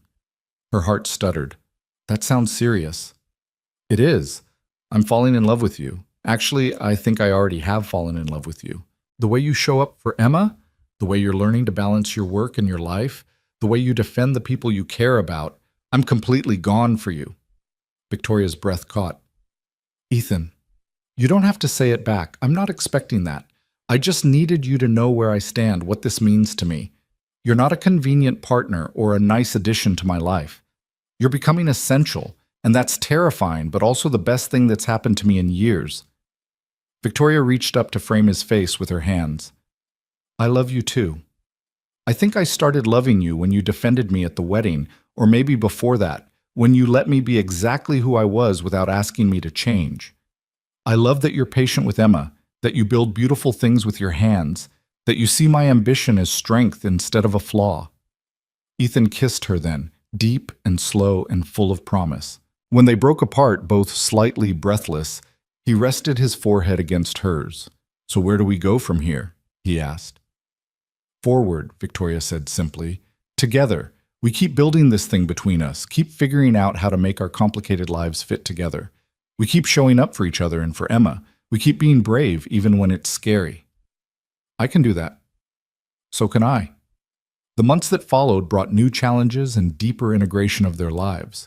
Victoria met Ethan's mother, a warm woman who welcomed her with genuine affection and only slightly embarrassing stories about Ethan's childhood. Ethan attended one of Victoria's company events, charming her board members with his unpretentious confidence and genuine interest in their work. Emma's 7th birthday party was a chaotic celebration of princesses and dinosaurs that somehow worked perfectly, with Victoria helping coordinate activities and Ethan building an elaborate cardboard castle. There were still difficult moments. Victoria's company landed a major international contract that required her to travel to Tokyo for 2 weeks, missing Emma's school art show and 3 consecutive Sunday park days. The guilt ate at her, even though Ethan assured her it was fine, that they understood, that her work was important. "I'm failing at this balance thing," she told him over video chat from her hotel room. "I'm 12 time zones away when I should be there." "You're not failing, you're doing important work. Emma understands that. She's proud of you, actually. She told her class that her dad's girlfriend is in Japan solving big problems." "I miss you both so much." "We miss you too. But Victoria, this is part of who you are. Your work matters. We don't expect you to give that up or always choose us over opportunities. We just expect you to come home when you can and be present when you're here." "I will. I promise I will." When she returned from Tokyo, jet-lagged and exhausted, she found Emma had made her a welcome home banner covered in drawings of airplanes and the Tokyo skyline copied from Google Images.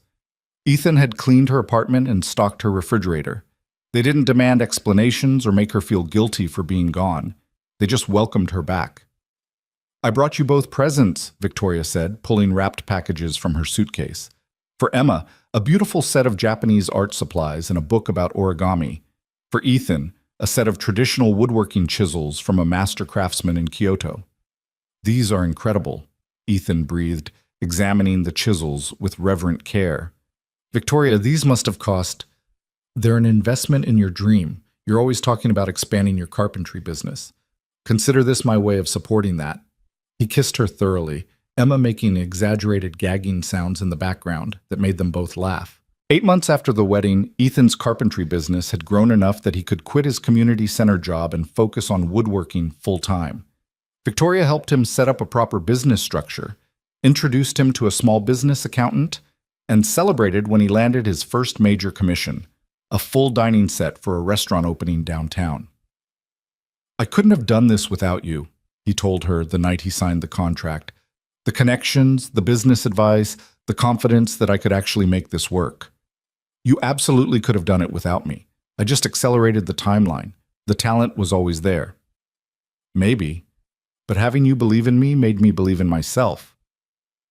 Victoria understood that feeling intimately. Ethan's unwavering support had given her the courage to expand her own vision.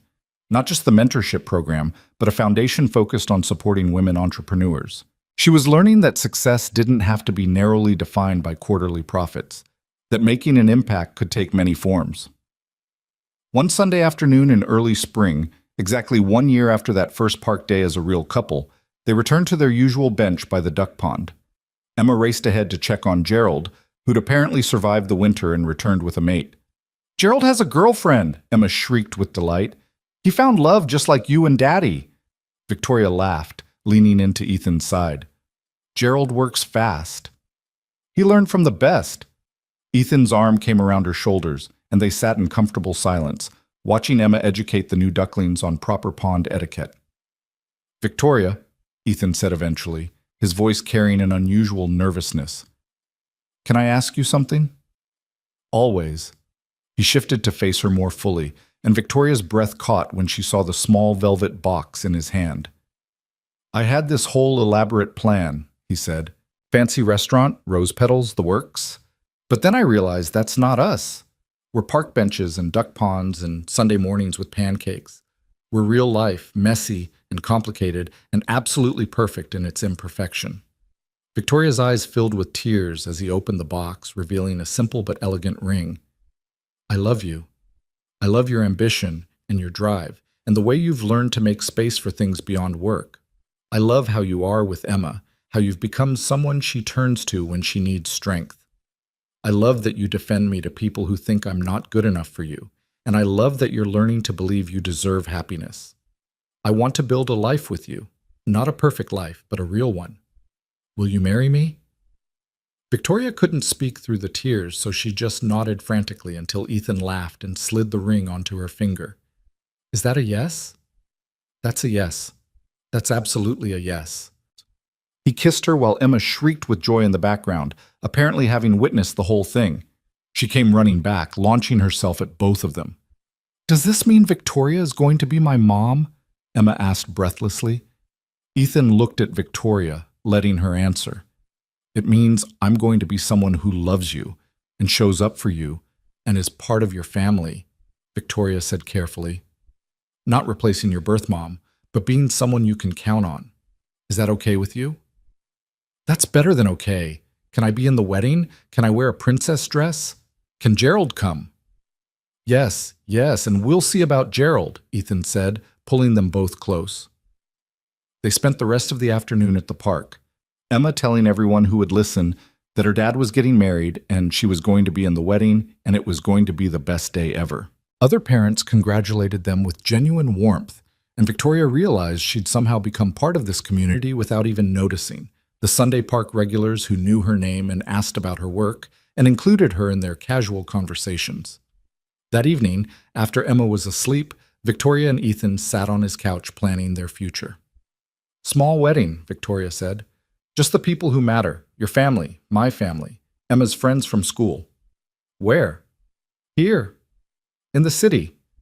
Maybe that botanical garden where we practiced holding hands for the first time." Ethan smiled at the memory. "That feels right, coming full circle. I want Emma to help plan it. This is her day too, in a way. She's getting a new family member. She's going to want so much glitter. Then we'll have glitter, all the glitter she wants." They talked late into the night about logistics and timelines, but also about bigger questions. Where they'd live, Victoria's apartment was larger, but Ethan's neighborhood had better schools. Whether Victoria would adopt Emma legally, something they'd need to discuss with lawyers, but emotionally, the answer was already yes.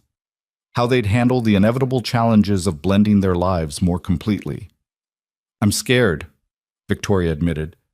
"Not of marrying you, but of messing this up, of falling back into old patterns where work consumes everything. Then we'll build in safeguards. Weekly check-ins where we talk about what's working and what isn't, non-negotiable time together that we protect from both our work demands. Permission to call each other out when we're slipping into unhealthy patterns." That sounds very mature and well-adjusted. I've been reading parenting books. Turns out a lot of the strategies work for romantic relationships too. Victoria kissed him, grateful for his steadiness, his willingness to do the work of building something sustainable. The next 6 months were a whirlwind of wedding planning, house hunting, and the continued expansion of both their careers. They found a house in a neighborhood halfway between their previous homes, a craftsman-style place with good bones that needed work, a backyard perfect for Emma to play in, and a garage Ethan could convert into a proper woodworking shop. Victoria's company launched the foundation, with the first grants going to women starting businesses in underserved communities. Ethan's carpentry business landed a commission from a boutique hotel chain designing custom furniture for their new locations. Emma thrived, her confidence growing as she learned that being different wasn't a flaw but a strength. She started a club at school called Princesses Who Do Science, which met weekly to conduct experiments and discuss how fairy tale characters could use STEM skills to solve problems. Victoria attended when she could, watching Emma teach her peers that you could wear a tiara and love dinosaurs, that princesses could be brave and smart and completely themselves. The wedding took place on a Saturday in October, 1 year and 2 months after Victoria had walked into Richard's wedding, convinced she'd failed at love. The botanical garden was transformed with simple elegance. White flowers, string lights, chairs arranged in a circle so everyone felt included. Emma wore a princess dress she'd chosen herself, purple with sparkles, and carried a basket of flower petals she'd promised to throw with restraint. She kept that promise for approximately 30 seconds before abandoning restraint entirely and creating what she called a magical flower storm. Victoria walked down the aisle alone, not because she didn't have family to escort her, but because she wanted to symbolize that she was choosing this, claiming this happiness for herself. She wore a simple ivory dress, elegant without being ostentatious, and carried a bouquet of wildflowers that matched the ones Emma had given her that first day at the park. Ethan waited for her at the altar, tears already streaming down his face, and when their eyes met, Victoria felt every doubt, every fear, every moment of wondering if she deserved this simply dissolve. She deserved this. She deserved love and partnership and a man who celebrated her strength instead of feeling threatened by it. The ceremony was brief and personal, officiated by a friend who'd known them both as individuals and had watched them become something better together. They wrote their own vows, promising not perfection but honest effort, not sacrifice but balance, not changing who they were but growing into better versions of themselves. When Ethan slipped the wedding band onto Victoria's finger, his voice was thick with emotion. "I promise to love all of you, the CEO who changes industries, the woman who's learning to play, the partner who shows up even when it's hard, the mother figure who teaches Emma to be brave. I promise to celebrate your success, support your dreams, and remind you that you don't have to choose between ambition and love. You can have both. You deserve both." Victoria's own vows came through tears. "I promise to keep learning, keep growing, keep making space for what matters. I promise to be present for you and for Emma, to prioritize connection alongside achievement, to remember that building a life is as important as building a company. I promise to let you love me, even when it's scary, even when my old fears try to convince me I'm not worthy. I'm choosing to believe I am. I'm choosing you. I'm choosing us." When they kissed as married partners, Emma cheered so loudly that half the guests laughed. The reception that followed was exactly what they'd wanted. Good food, genuine conversation, dancing that ranged from elegant to silly. Emma appointed herself official dance coordinator, pulling various guests onto the floor and teaching them moves she'd apparently invented. Victoria's parents, who'd flown in from across the country, pulled her aside during dinner. "We're so proud of you," her mother said, tears in her eyes. "Not just for your professional success, but for this, for finding someone who sees you clearly and loves you anyway, for building a family, for learning that you don't have to choose." "I had to unlearn some things first," Victoria admitted. "I spent so long believing that being driven meant being alone. Ethan taught me different." Her father, usually reserved, hugged her tightly. "He's a good man. He and Emma are lucky to have you, and you're lucky to have them. That's what partnership should be, mutual luck." Later in the evening, Victoria found herself at a table with several women from her mentorship program, all of whom had asked to attend the wedding. "This is what you meant," one of them said, "about not having to choose, about finding someone who celebrates your success instead of resenting it." "It is, but it takes work from both people. Ethan has to be secure enough not to feel threatened by my career. I have to be intentional enough to actually make time for our relationship. Neither of those things happens automatically." "Do you ever regret the years you spent building your company instead of focusing on relationships?" Victoria considered the question carefully. "No, because those years made me who I am. They taught me I was capable of building something meaningful, that I could trust myself to follow through on commitments. Without that foundation, I don't know if I'd have the confidence to be in this relationship. I'd probably still be believing Richard's narrative that I'm too cold, too driven, fundamentally unlovable." "What changed?" "I met someone who saw those qualities as strengths, and slowly, I started seeing them that way too." As the reception wound down, Ethan found Victoria standing alone on the garden path, looking at the sunset. "Everything okay, Mrs. Miller?" he asked, the new name sounding both strange and perfect. "Everything's better than okay. I'm just thinking about how different my life looks now compared to a year ago. Last year, I was convinced I'd failed because Richard left. Now I'm grateful he did, because it brought me here. To you. To Emma. To this life we're building." "No regrets?" "Not a single one. You?" "Just that I didn't spill orange juice on you sooner." Victoria laughed and pulled him close. Emma's coordination problems are truly a gift to us all. They stood together watching the sun set over the botanical garden, this place where they'd practiced being a couple and were now celebrating becoming a family. In the distance, they could hear Emma explaining to someone's confused grandfather why princesses absolutely could be interested in paleontology. We should probably rescue him, Ethan said. Probably. But let's just stand here for one more minute. I want to remember this. How happy I am, how grateful, how completely certain that this is exactly where I'm supposed to be. Me too. The years that followed weren't perfect. There were still moments when Victoria got too absorbed in work and had to consciously pull herself back. There were times when Ethan's carpentry business demanded more hours than expected and family dinners got postponed. There were challenges with Emma as she grew older, navigating the complicated terrain of childhood and eventually adolescence with all its attendant drama. But they faced everything together, with honesty and humor and the deep knowledge that they'd chosen each other deliberately. They built a life that honored both Victoria's professional ambitions and their family commitments. She expanded her foundation, mentored dozens of women, served on boards for causes she cared about, and also made it to most of Emma's school events, family dinners, and Sunday park days with Gerald and his ever-expanding duck family. Ethan's carpentry business flourished, his reputation for quality craftsmanship spreading through word of mouth, and Victoria's strategic networking. He employed 3 other craftspeople, taught woodworking classes on weekends, and still found time to build Emma a treehouse that became the envy of the neighborhood. Emma grew into a remarkable young woman who knew she didn't have to choose between being kind and being strong, between loving art and loving science, between being herself and being loved. She had 2 parents who showed her daily that she could be all of those things at once. 5 years after their wedding, Victoria stood in another botanical garden, this one across the country, watching Emma receive an award for her science fair project on sustainable materials. At 12 years old, Emma had designed a process for turning recycled plastic into durable building materials, inspired by watching her dad work with wood and her mom navigate sustainable business practices. "That's our daughter," Ethan whispered, pride thick in his voice. "Our daughter," Victoria agreed, the possessive pronoun feeling completely natural now. She'd legally adopted Emma 3 years ago in a courthouse ceremony that Emma had declared even better than the wedding because now it's official that we're a family. After the ceremony, Emma ran to them, award in hand. "Did you see? I won!"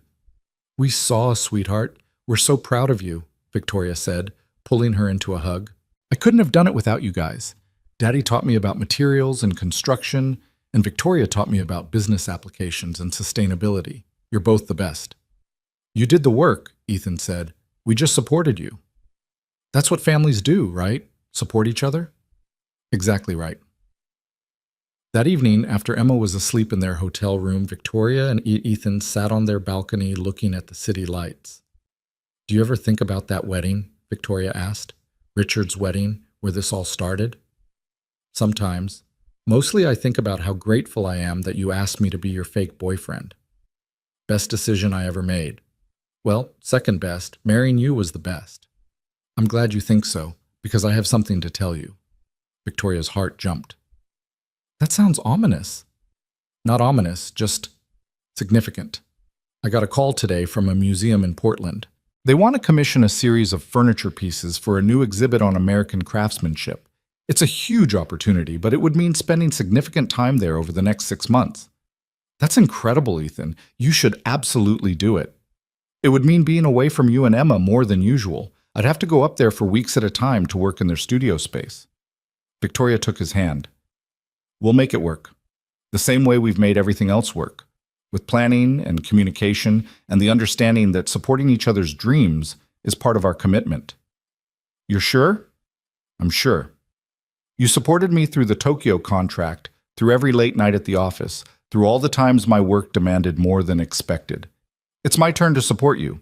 We'll video chat every night, I'll bring Emma up to visit on weekends when I can, and you'll come home when there are gaps in the schedule. It'll be hard, but it's worth it. Ethan pulled her close. How did I get so lucky to find you? Emma's orange juice incident. Never underestimate the power of childhood coordination problems. They laughed together, the sound carrying into the night, and Victoria thought about how far she'd come. From the woman who'd stood in her closet preparing for Richard's wedding, convinced she'd failed at love, to this woman who knew that success came in many forms.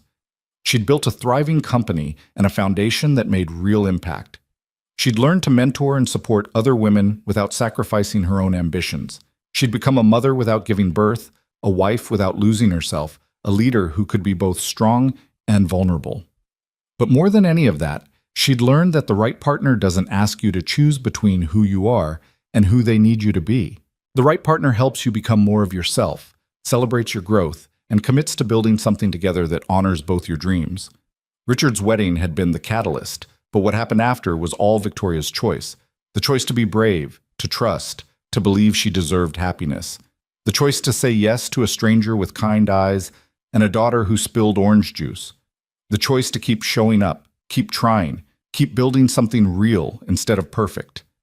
And now, sitting on that balcony with her husband beside her and their daughter sleeping safely inside, Victoria finally understood what she'd been searching for all those years. Not perfection, not the absence of struggle. Just this: genuine partnership with someone who saw her clearly and loved her completely.